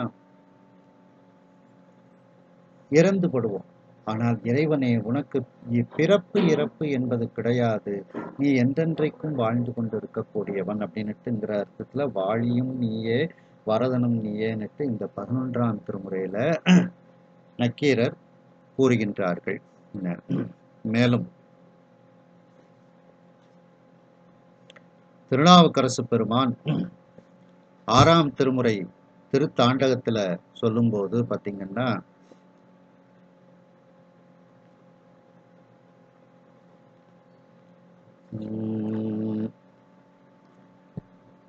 நின்னாவார் பிறரென்றி நீயேயானாய் நினைப்பார்கள் மனத்துக்கு ஓர் வித்தும்மானாய் மண்ணானாய் மன்னவர்க்கு ஓர் அமுதம்மானாய் மறை நான்கும் ஆனாய் ஆரங்கமானாய் பொன்னானாய் மணியானாய் போகம்மானாய் பூமி மேல் புகழ்தக்க பொருளே உன்னை என்னானாய் என்னானாய் எண்ணி நல்லால் ஏழையேன் என் சொல்லி ஏத்துகேனே. உன்னை எப்படி சொல்லி நான் வழிபாடு செய்ய முடியும் அப்படிங்கிறது தான் சொல்லுவது அறியேன் அப்படின்னுட்டு, ஏழையேன் என் சொல்லி ஏத்துகேனே அப்படின்னுட்டு நாவுக்கரசு பெருமான் இந்த திருத்தாண்டகத்துல கூறுகின்றார்கள். மேலும் அதே 6ஆம் திருமுறையில பார்க்கும்போது எண்ணுகேன் என் சொல்லி எண்ணுகேனோ எம்பெருமான் திருவடியே எண்ணி நல்லால் கண்ணிலேன் மற்றோர் களை கண்ணில்லேன் கழலடியே கைதொழுது காணின் நல்லால் ஒன்னுளே 9 வாசல் வைத்தாய் ஒக்க அடைக்கும் போது உணரமாட்டேன் புண்ணியா உன்னடிக்கே போதுகின்றேன் பூம்புகலூர் மேவிய புண்ணியனே. எண்ணுகேன் என் சொல்லி ஏத்துகேன், உன்னை என்ன சொல்லி நான் நினைப்பது வாழ்த்துவது அப்படிங்கிற மாதிரி அந்த எண்ணுகேன் என் சொல்லி எண்ணுகேனுங்கிறது தான் இதுல சொல்லுவது அறியேன் அப்படின்னுட்டு இதுல வந்து சொல்லப்படுகிறது. மேலும்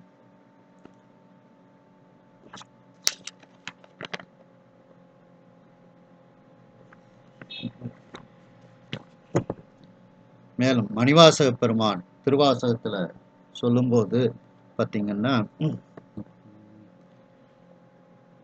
வானாகி மண்ணாகி வழியாகி ஒளியாகி ஊனாகி உயிராகி உண்மையுமாய் இன்மையுமாய் கோனாகி யான் எனது என்று அவரவரை கூத்தாட்டுவான் ஆகி நின்றாயே என் சொல்லி வாழ்த்துவனே. உன்னுடைய பெருமைகளை நான் எதை சொல்லி வாழ்த்துவது?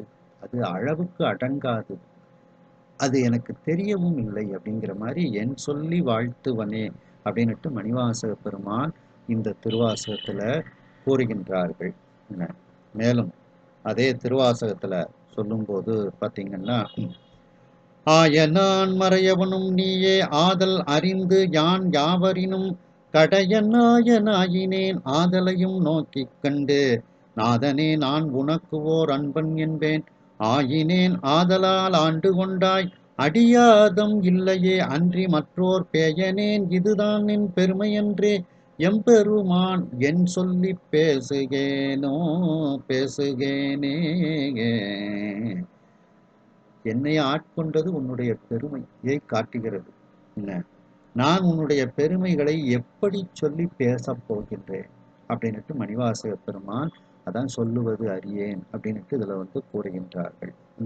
மேலும் அதே பதிகத்துல பாத்தீங்கன்னா, வண்ணம் தான் செய்யது என்று வெளிதே என்று அநேகன் ஏகன் அணு அணுவில் இறந்தா என்று அங்கு எண்ணம் தான் தடுமாறி இமையோர் கூட்டம் எய்துமாறு அறியாத எந்தாய் உந்தன் வண்ணம் காட்டி அது காட்டி வடிவு காட்டி மலர்கடல்கள் அவை காட்டி வழியற்றேனை திண்ணம் தான் பிறவாமல் காத்து ஆட்கொண்டாய் எம்பெருமான் என் சொல்லி சிந்திக்கேனே. பெருமானே, உன்னுடைய பெருமைகளை எப்படி சொல்லி நான் சிந்திப்பேன், சொல்லுவது அறியேன் அப்படின்னுட்டு மணிவாசக பெருமான் இந்த திருவாசகத்திலையும் கூறுகின்றார்கள். மேலும் திருமூலர் அருளிய திருமந்திரத்துல பாத்தீங்கன்னா, 10ஆம் திருமுறை திருமந்திரத்துல சொல்லும்போது,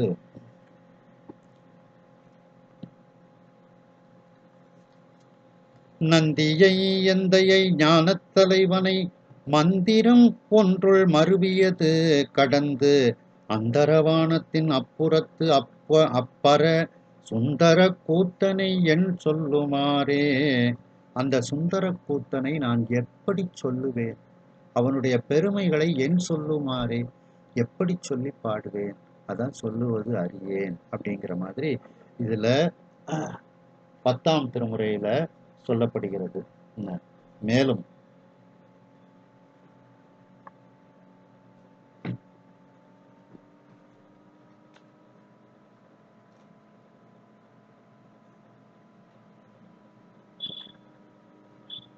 பதினொன்றாம் திருமுறையில சொல்லும்போது,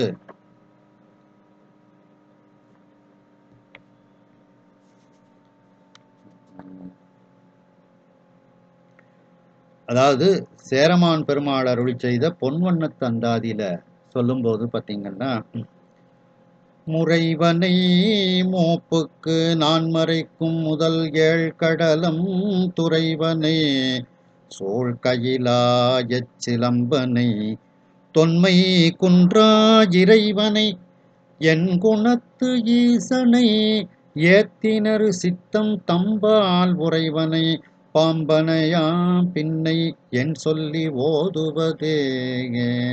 இறைவனை, உன்னுடைய பெருமைகளை எப்படி சொல்லி ஓதுவது எனக்கு தெரியவில்லை, என் சொல்லி ஓதுவதே அப்படின்னா சொல்லுவது அறியேன் அப்படின்னுட்டு இந்த 11ஆம் திருமுறையில சொல்லப்படுகிறது. அதான் சொல்லுவது அறியேன், உன்னுடைய பெருமைகளை எப்படி சொல்வது என்பது எனக்கு தெரியவில்லை, நீ வாழி, நீ என்றென்றைக்கும் வாழ்க அப்படின்னுட்டு முறையோ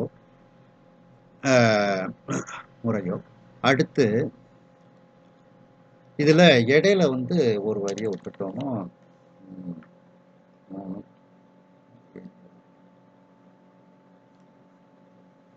161க்கு அப்புறம் தடக்கையின் நெல்லிக்கனி எனக்கு ஆகினன். அப்படிங்கிற வரியை நம்ம விட்டுட்டோம். அந்த உள்ளங்கை நெல்லிக்கனி போல அவன் இருக்கக்கூடியவன் அப்படின்னுட்டு இதுல வந்து சொல்லப்படுகிறது. அருட்பெரும் தீயின் அடியோம் அடிக்கொடில் ஒருத்தரும் வழாமை ஒடுக்கினன் தடக்கையின் நெல்லிக்கனி எனக்கு ஆயினன். அதுக்கப்புறம் அந்த சொல்லுவது அறியேங்கிறத நம்ம சிந்திக்கணும். சரி, இப்ப நம்ம அந்த 162வது வரியை நாம வந்து பார்ப்போம். தடக்கையின் நெல்லிக்கனி எனக்கு ஆயினன். அதாவது தடம்னா குளம், அது குவி ஆழமாக இருக்கும். கையவும் இப்படி குழிவாக வைத்து கொண்டால் அந்த குழிந்த கைக்குள் நெல்லிக்கனி தங்கி இருக்கும். கையை விரிச்சு வச்சோம்னா நெல்லிக்கனி உருண்டு ஓடிடும். அப்படி அந்த தடக்கையின் குழிந்த கையில் இருக்கக்கூடிய நெல்லிக்கனி போல எனக்கு அவன் ஆனான் அப்படின்னுட்டுனா, அந்த நெல்லிக்கனி அவன் என் கைக்குள்ளேயே அந்த இறைவன் இருக்கின்றான். நான் நினைச்ச நேரம் அந்த இறைவனை காணலாம், அந்த இறைவனை பருகலாம், அந்த இறைவனை தின்னலாம் அப்படின்னுட்டுங்கிற அர்த்தத்துல இதை வந்து சொல்றாங்க. இத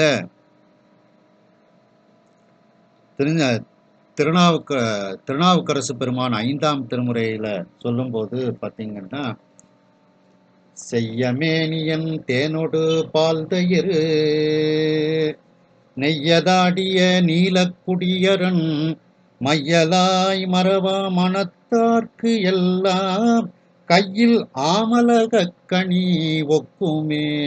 ஆமலகம்னா நெல்லிக்கனி. கையில் உள்ளங்கையில் வைத்திருக்கக்கூடிய நெல்லிக்கனியை போன்றவன். மறவா மனத்தார்க்கு, அந்த இறைவனை மறவாத மனத்தவர்களுக்கு அவன் உள்ளங்கை நெல்லிக்கனி போல இருக்கக்கூடியவன் அப்படின்ட்டு இதுல வந்து சொல்லப்படுகிறது. மேலும் சுந்தரமூர்த்தி சுவாமிகள் 7ஆம் திருமுறையில சொல்லும்போது பார்த்தீங்கன்னா,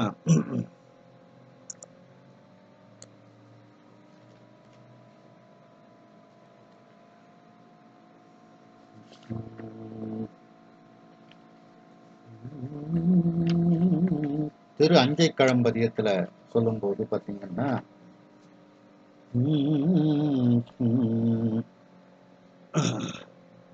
சிந்தித்து எழுவார்க்கு நெல்லிக்கனியே சிறியார் பெரியார் மனத்தேறலுற்றால் முந்தித் தொழுவார் இரவார் பிறவார் முனிகள் முனியே அமரர்க்கு அமரா சந்தித்தடமால் வரைபோல் திரைகள் தனியாது இடரும் கடலம் கரைமேல் அந்தித்தலை செக்கர் வானே ஒத்தியால் அணியார் பொழில் அஞ்சை கழத்து அப்பனே. சிந்தித்து எழுவார்க்கு நெல்லிக்கனியே. இறைவன் யாரெல்லாம் இறைவனை சிந்திக்கின்றார்களோ அவர்களுக்கு நெல்லிக்கனி போல, உள்ளங்கை நெல்லிக்கனி போல அவன் இருப்பான். 2வது, நெல்லிக்கனி வந்து ஒரு கனிகளிலேயே உயர்ந்தது. அது அதாவது நெல்லிக்கனி வந்து அமுதத்தன்மையை உடையது. ஆகையினாலதான் சுவாமியை நெல்லிக்கனியேன்னு இதுல வந்து சுந்தரமூர்த்தி சுவாமிகள் கூறுகின்றார்கள். அப்படின்னா நெல்லிக்கனினா அமுதமே அப்படின்னு சுவாமியை சொல்வது போல. அந்த நெல்லிக்கனி அந்த அமுதம் தன்மையை உடையது ஆதலினால் அதியமான் வந்து தனக்கு கிடைத்த நெல்லிக்கனியை ஔவையாருக்கு அப்படியே கொடுக்கின்றான். அம்மா, நீ ரொம்ப நாள் வாழணும், தமிழ் ரொம்ப நாள் வாழணும் அப்படிங்கிற ஒரு பேராசையினால, தமிழ் மீது உள்ள பற்றினால், புலவர்கள் மீது உள்ள பற்றினால் ஔவையாருக்கு அதை கொடுக்கின்றார். அடுத்து அதே 7ஆம் திருமுறையில சுந்தரமூர்த்தி சுவாமிகள் சொல்லும்போது, கங்கை தங்கிய சடையுடை கரும்பே கட்டியே பலர்க்கும் கழை கண்ணே அங்கை நெல்லியின் பழத்திடை அமுதே அத்த என்னிடர் ஆர்க்கெடுத்து உரைக்கேன் சங்கும் இப்பியும் சலஞ்சலம் முரல வஜிரம் முத்தொடு பொன்மணி வரன்றி ஒங்குமாகடல் ஓதம் வந்து உலவும் ஒற்றியூர் எனும் ஊர் உறைவானே. அங்கை நெல்லியின் பழத்திடை அமுதே. அழகிய கை, உள்ளங்கை நெல்லி நெல்லிக்கனியினுடைய அதில் இருக்கக்கூடிய அமுதம் போன்றவனே அப்படின்னுட்டு, அந்த நெல்லிக்கனி வந்து அமுதத்திற்கு சமமான ஒரு கனி அப்படின்னுட்டு இதுல வந்து சொல்லப்படுகிறது.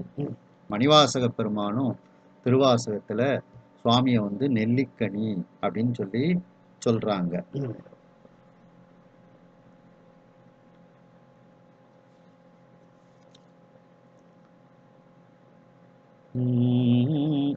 அல்லே கமலத்து அயனும் மாலும் அல்லாதவரும் அமரர் கோணும் சொல்லிப் பரவும் நாமத்தானை சொல்லும் பொருளும் இறந்த சுடரை நெல்லிக்கனியை தேனை பாலை நிறையின் அமுதை அமுதில் சுவையை புள்ளிப் புணர்வது என்று கொல்லோ என் பொல்லாமணியை புணர்ந்தே. நெல்லிக்கனியை அப்படின்னு சுவாமியை நெல்லிக்கனியாக மணிவாசக பெருமான் இதில் கூறுகின்றார்கள். மேலும்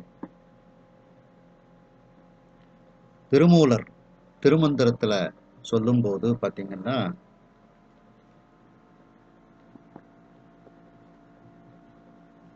மெய்த்தவத்தானை விரும்பும் ஒருவர்க்கு கைத்தலம் சேர்தரு நெல்லிக்கனி ஒக்கும் சுத்தனை தூய் நெறியாய் நின்ற தேவர்கள் அத்தனை நாடி அமைந்து ஒழிந்தேனே. மெய்த்தவத்தானை, இறைவன் தவம், உண்மையான தவம் உடையவன். அவனை விரும்பக்கூடிய ஒருவருக்கு அவன் எப்படி இருக்கின்றான்? கைத்தலம் சேர்தரு நெல்லிக்கனி ஒக்கும், அந்த கையில் உள்ளங்கையில் சேர்ந்து இருக்கக்கூடிய நெல்லிக்கனியை போன்று அவன் இருப்பான் அப்படின்ட்டு நினைச்ச நேரம் அந்த நெல்லிக்கனியை பார்த்துக்கிடலாம், சாப்பிட்டுக்கிடலாம், அந்த அமுதத்தை பருகி கொள்ளலாம் அப்படின்ட்டு இதுல அந்த 10ஆம் திருமுறையில கூறுகின்றார்கள். மேலும் 11ஆம் திருமுறையில சொல்லும்போது சேரமான் பெருமாள் அருளி செய்த பொன்வண்ணத்து அந்தாதியில சொல்லும்போது பார்த்தீங்கன்னா,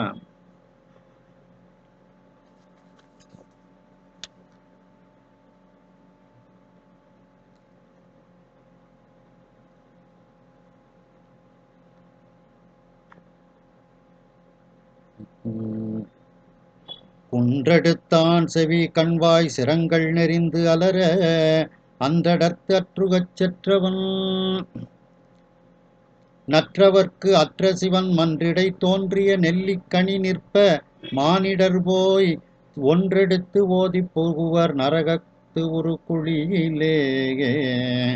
மன்றிடை தோன்றிய நெல்லிக்கனி நிற்ப, அந்த சிதம்பரத்தில் இருக்கக்கூடிய அந்த மன்று, அந்த தில்லை அம்பலம், அதில் தோன்றிய அந்த நெல்லிக்கனி போன்று அமுதமாக அந்த பெருமான் நின்று கொண்டு இருக்கின்றார்.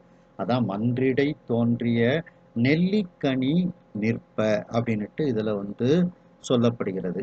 அப்படி அந்த பெருமான் தடக்கையின் நெல்லிக்கனி எனக்கு ஆயினன், அந்த பெருமான் எனக்கு உள்ளங்கை நெல்லிக்கனி போல அவன் ஆனான். அவனுடைய பெருமையை சொல்லுவது அறியேன், எப்படி சொல்வது என்பது எனக்கு தெரியவில்லை. அவன் வாழ்க முறையோ.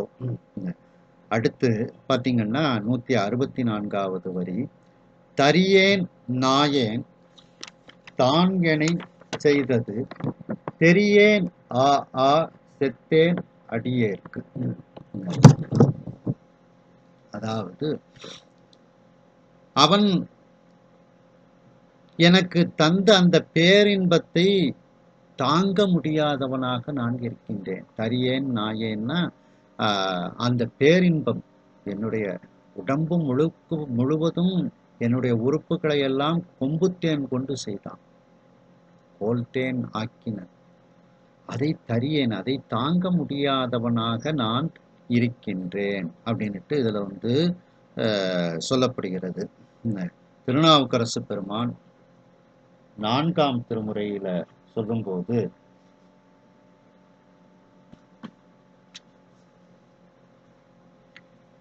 நான்காம் திருமுறையில திருநாவுக்கரசு பெருமான் சொல்கின்றார்கள்,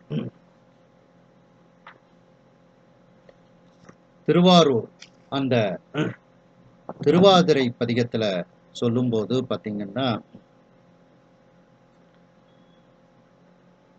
பிம்மா வெறுவா விழியா தெழியா வெருட்டுவார் தம்மான் பிலராய் தரியார் தலையால் முட்டுவார் எம்மான் ஈசன் எந்தையன் அப்பன் என்பார்கட்கு அம்மான் ஆரூர் ஆதிரை நாடால் அது வண்ணம்.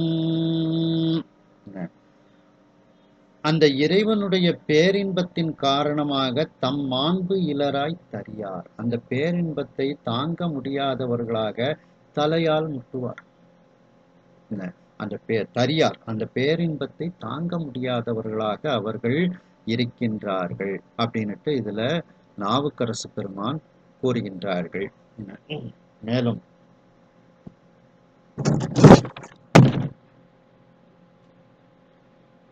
மணிவாசக பெருமான் திருவாசகத்துல சொல்லும்போது பார்த்தீங்கன்னா,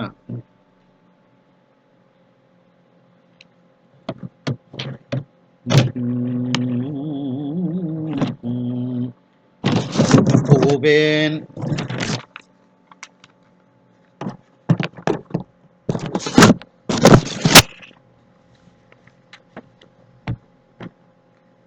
புகுவேன் எனதே நின் பாதம் போற்றும் அடியாருள் நின்று நகுவேன் பண்டு தோள் நோக்கி நானும் இல்லா நாயினேன் நெகும் அன்பு இல்லை நினை காண நீ ஆண்டு அருள அடியேனும் தகுவனே என் தன்மையே எந்தாய் அந்தோ தரியேனே.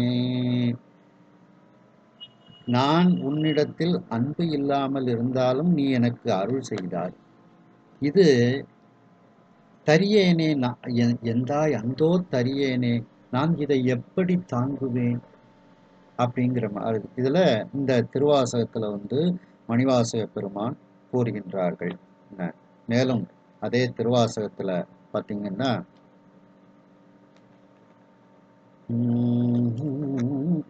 புரியேன் அல்லேன் உனக்கு அடிமை உன்னை பிரிந்து இங்கு ஒரு பொழுதும் தரியேன் நாயேன் இன்னதென்று அறியேன் சங்கரா கருணையினால் பெரியோன் ஒருவன் கண்டுகொள் என்று உன் கைகழல் அடிகாட்டி பிரியேன் என்று என்று அருளிய அருளும் பொய்யோ எங்கள் பெருமானே.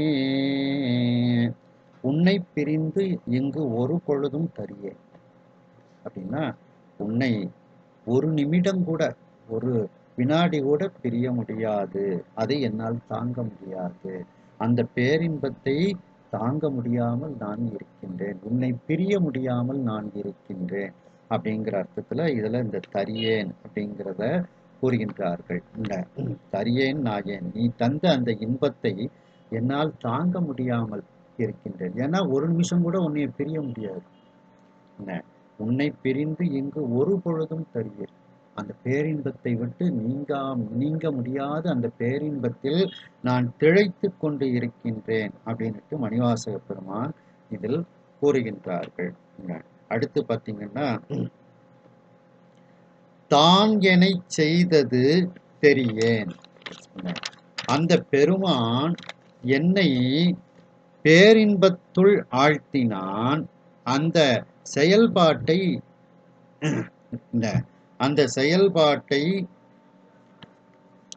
பற்றி எனக்கு தெரியாமல் இருக்கின்றது. இது வியப்பாக இருக்கின்றது. அப்படிங்கிறது வியப்பு சொல். புரியுதா? தான் எனை செய்தது தெரியேன் அப்படின்னுட்டு இதுல கூறுகின்றார்கள். இத திருநாவுக்கரசு பெருமான் 6ஆம் திருமுறையில சொல்லும்போது,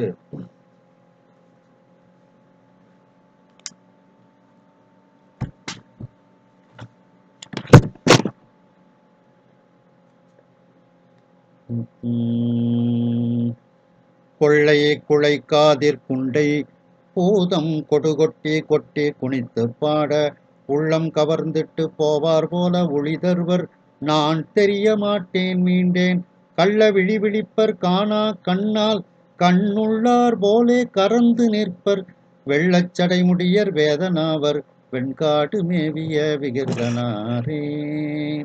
இது ஒரு அகப்பொருள் துறையில உள்ள பாடல். என்னுடைய உள்ளத்தை கவர்ந்து செல்லக்கூடியவரை போல அவர் வந்தார். அதுக்கப்புறம் நான் தெரிய மாட்டேன். என்ன நடந்ததுன்னு எனக்கு தெரியாது.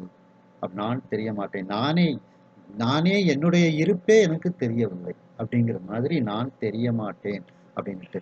அதைத்தான் இங்க வந்து மணிவாசக பெருமானும் தான் எனை செய்தது தெரியேன். ஆஹா அப்படிங்கிறது வியப்பு சொல்.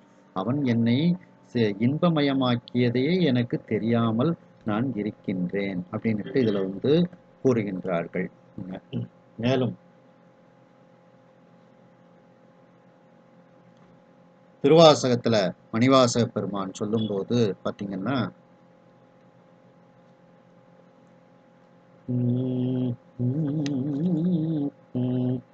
பொறுத்தெரியா காலத்தே உள்புகுந்து என் உளமன்னி கருத்திருத்தி உன்புக்கு கருணையினால் ஆண்டு கொண்ட திருத்துருத்தி மேயானை தித்திக்கும் சிவபதத்தை அருத்தியினால் நாயடியேன் அணிகொள் தில்லை கண்டேனே. அந்த உருவம் தெரியாத காலத்துக்குள்ளேயே கருவுற்ற நாள் முதலாக அப்படிங்கிற இதுல என்ன, எனக்கு உள்ளே புகுந்து அவன் என்னை பக்குவப்படுத்தினான். இப்படி பக்குவப்படுத்தியதை நான் தெரியாமல் இருக்கின்றேன் என்ன அப்படின்னுட்டு என்ன, தான் என்னை செய்தது தெரியேன் அப்படிங்கிற அர்த்தத்துல இதை வந்து சொல்லப்படுகிறது. மேலும்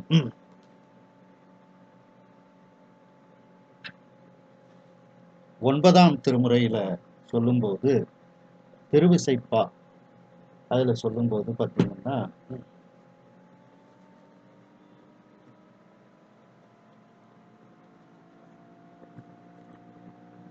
கருவூர் தேவர் திருவிடை மருதூர்ல சொல்லும்போது, பந்தமும் பிரிவும் தெரிவொர் பணுவல் படிவழி சென்று சென்று ஏறி சிந்தையும் தானும் கலந்ததோர் கலவி தெரியினும் தெரிவுறா வண்ணம் எந்தையும் தாயும் யானும் என்று இஞ்ஞன் என்னில் பல்வூழிகள் உடனாய் வந்து அணுகாது நுணுகி உள்கலந்தோன் மறுவிடம் திருவிடை மருதே. சிந்தையும் தானும் கலந்ததோர் கலவி. என்னுடைய சிந்தையும் இறைவனும் கலந்தது. அந்த ஒரு கலவி, அந்த ஒரு சேர்க்கை. தெரியினும் தெரிவுறாவணும், தெரிஞ்சது. அதுக்கப்புறம் அது எப்படி நடந்ததுன்னு எனக்கு தெரியவே இல்லை அப்படிங்கிற இதுல வந்து அதைத்தான் இதுல வந்து மணிவாசக பெருமானம் தான் எனை செய்தது தெரியேன் அப்படிங்கிற மாதிரி இதுல வந்து சொல்லப்படுகிறது. அடுத்து செத்தேன், ஆஹா செத்தேன் அப்படின்னுட்டு. செத்தேன் அப்படின்னா என்னுடைய மலங்கள் எல்லாம் அற்றது அப்படிங்கிற அர்த்தத்துல இதுல வந்து சொல்லப்படுகிறது. இதுல மணிவாசக பெருமான் சொல்லும்போது பாத்தீங்கன்னா, தரிக்கிலேன் காய வாழ்க்கை சங்கரா போற்றி, வான விருத்தனே போற்றி, எங்கள் விடலையே போற்றி, ஒப்பில் ஒருத்தனே போற்றி, உம்பர் தம்பிரான் போற்றி, தில்லை நிறுத்தனே போற்றி, எங்கள் நின்மலா போற்றி போற்றி. தரிக்கிலேன் காய வாழ்க்கை அப்படின்னா, இந்த காய வாழ்க்கை வேண்டாம் அப்படின்னா முக்தி பேரு எனக்கு வேண்டும் அப்படிங்கிற இதுல சொல்றாங்க. அதைத்தான் இங்க வந்து செத்தேன் அப்படின்னு, செத்தாரை போல திரி அப்படின்னுட்டு அது. அப்போ இந்த காய வாழ்க்கையை நான் தரித்து கொண்டு இருக்க விரும்பவில்லை. இந்த காய வாழ்க்கையை நான் எப்படி வாழ விரும்புகின்றேன், செத்தாரை போல அப்படியே வாழ விரும்புகின்றேன் அப்படிங்கிற மாதிரி அர்த்தத்துல இதுல இந்த செத்தேன் அப்படிங்கிறத வந்து சொல்லப்படுகிறது. அதாவது செருக்கு ஒழிய பெற்றேன், அதான் செத்தேன் அப்படின்னுட்டு இதுல வந்து கூறுகின்றார்கள். இத அந்த பெருமான் எனக்கு அருள் செய்ததை தான் எனை செய்தது தெரியேன் ஆ ஆ அப்படின்னுட்டு ஒரு வியப்பு சொல் கொடுக்குறாங்க பார்த்தீங்களா. அத திருவுந்தியார்ல 5வது திருவுந்தியார்ல சொல்லும்போது பார்த்தீங்கன்னா, நம் செயல் அற்று இந்த நாம் அற்றபின் நாதல் தன் செயல்தானே என்று உந்தி வர தன்னையே தந்தான் என்று உந்தி வர. அதாவது நம்முனைப்போடு செய்யக்கூடிய அந்த செயல்கள் எல்லாம் நம்முடைய துன்பங்களுக்கு காரணமாக இருக்கிறது. இறைவன் நமக்கு தந்த கருவி கரணங்கள் இன்றி எந்த செயலையும் நம் விருப்பத்துக்கு நம்மால் செய்ய முடியாது. இந்த உணர்வு மேலிடுமாயின் தன்முனைப்பு நீங்கும். நானே எல்லாம் நடத்துகிறேன் என்ற உணர்வு ஒழியும். அப்போது எல்லாம் அவன் செயல் என்ற எண்ணம் உறுதிப்படும். அந்த உறுதிப்பாடு மேம்பட மேம்பட அவனுடைய திருவருளில் உள்ளம் தோயும். அப்போது அவன்பால் இறைவனிடத்தில் பேரன்பு பெருகும். அந்நிலையில் நமக்கு அவன் பேரின்பப் பொருளாகிய தன்னையே தருவான் அப்படிங்கிற இது இந்த இதுல சொல்லப்படுகிறது. அதாவது தான் எனைச் செய்தது தெரியேன், அவன் என்னை என்ன செயல் செய்தான் அந்த அப்படிங்கிறத எனக்கு தெரியவில்லை. அதாவது தன்னையே அவன் எனக்கு தந்தான் அப்படிங்கிற செயல் எனக்கு தெரியாமல் இருக்கின்றது அப்படிங்கிற அர்த்தத்துல இதுல சொல்லப்படுகிறது. மேலும்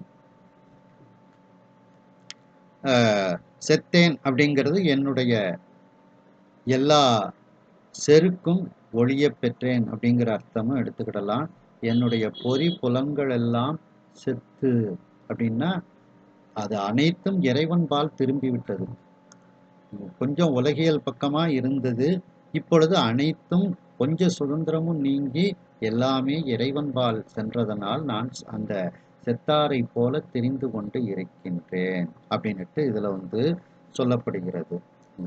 அடுத்து அடியேற்கு அருளியது அறியேன். அடியேற்கு ஆஹா செத்தேன், அடியேற்கு அருளியது அறியேன். இறைவன் எனக்கு அருள் செய்ததை நான் அறியாமலேயே இருக்கின்றேன் அப்படின்னுட்டு இதுல சொல்லப்படுகிறது. மேலும் அந்த செத்தேன் அப்படிங்கிறதுக்கு திருக்கழிற்றுப்படியார்ல ஒரு பாட்டுல சொல்லும்போது பார்த்தீங்கன்னா, செத்தாரே கெட்டார் கரணங்கள் சேர்ந்த அதனோடு ஒத்தாரே யோகபரரானவர்கள் எத்தாலும் ஆறாத அக்கரணத்து ஆர்ப்புண்டு இங்கு அல்லாதார் பேராமல் செல்வர் அதன் பின்.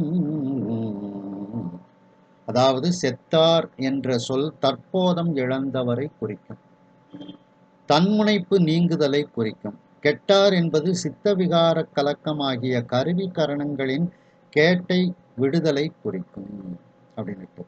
செத்தார் கெட்டார் என்பது தன்முனைப்பு அற்றவர், சித்த விகாரங்களால் ஏற்படும் கலக்கத்தை நீக்கியவர் என்பதை குறிக்கும் அப்படின்னுட்டு. அதே கருவி கரணங்களை கொண்டு தற்போதம் இழந்த நிலையில் சிவத்தோடு ஒன்றி அவன் அருள் வழியில் அடங்கி ஒழுகுபவர்கள் சிவயோக நிலையினை கைவர பெற்றவர்கள். எந்த அவர் அவா நீங்காமல் பொறிகளின் வாய்ப்பட்டு அவற்றின் ஏவலிலிருந்து மீளாதவர்கள் சிவயோக நிலையை பெற முடியாதவர்கள். எனவே திருந்திய கருவி கரணங்களுடன் பொருந்தி திருவருளில் அழுந்தி திருவருளோடு ஒன்றி ஒத்து உணர்தலே மெய்ப்பொருளை உணர்வதற்கு வழியாகும் அப்படின்ட்டு. அப்போ செத்தார் என்ற சொல் தற்போதம் இழந்தவரை குறிக்கும், தன்முனைப்பு நீங்குதலை குறிக்கும். அதான் ஆணவம் அற்ற இடம் அப்படின்ட்டு. அந்த அர்த்தத்துல மணிவாசக பெருமானும் இங்கே செத்தேன் அப்படின்னுட்டு சொல்றாங்க என்று இன்ற அளவில் இந்த சிந்தனையை நிறைவு செய்து மீண்டும் அடுத்த சிந்தனையில் இதனை நாம் தொடருவோம். அரகர நம பார்வதி பதையே, அரகர மகாதேவா, வெற்றிவேல் முருகனுக்கு அரோகரா.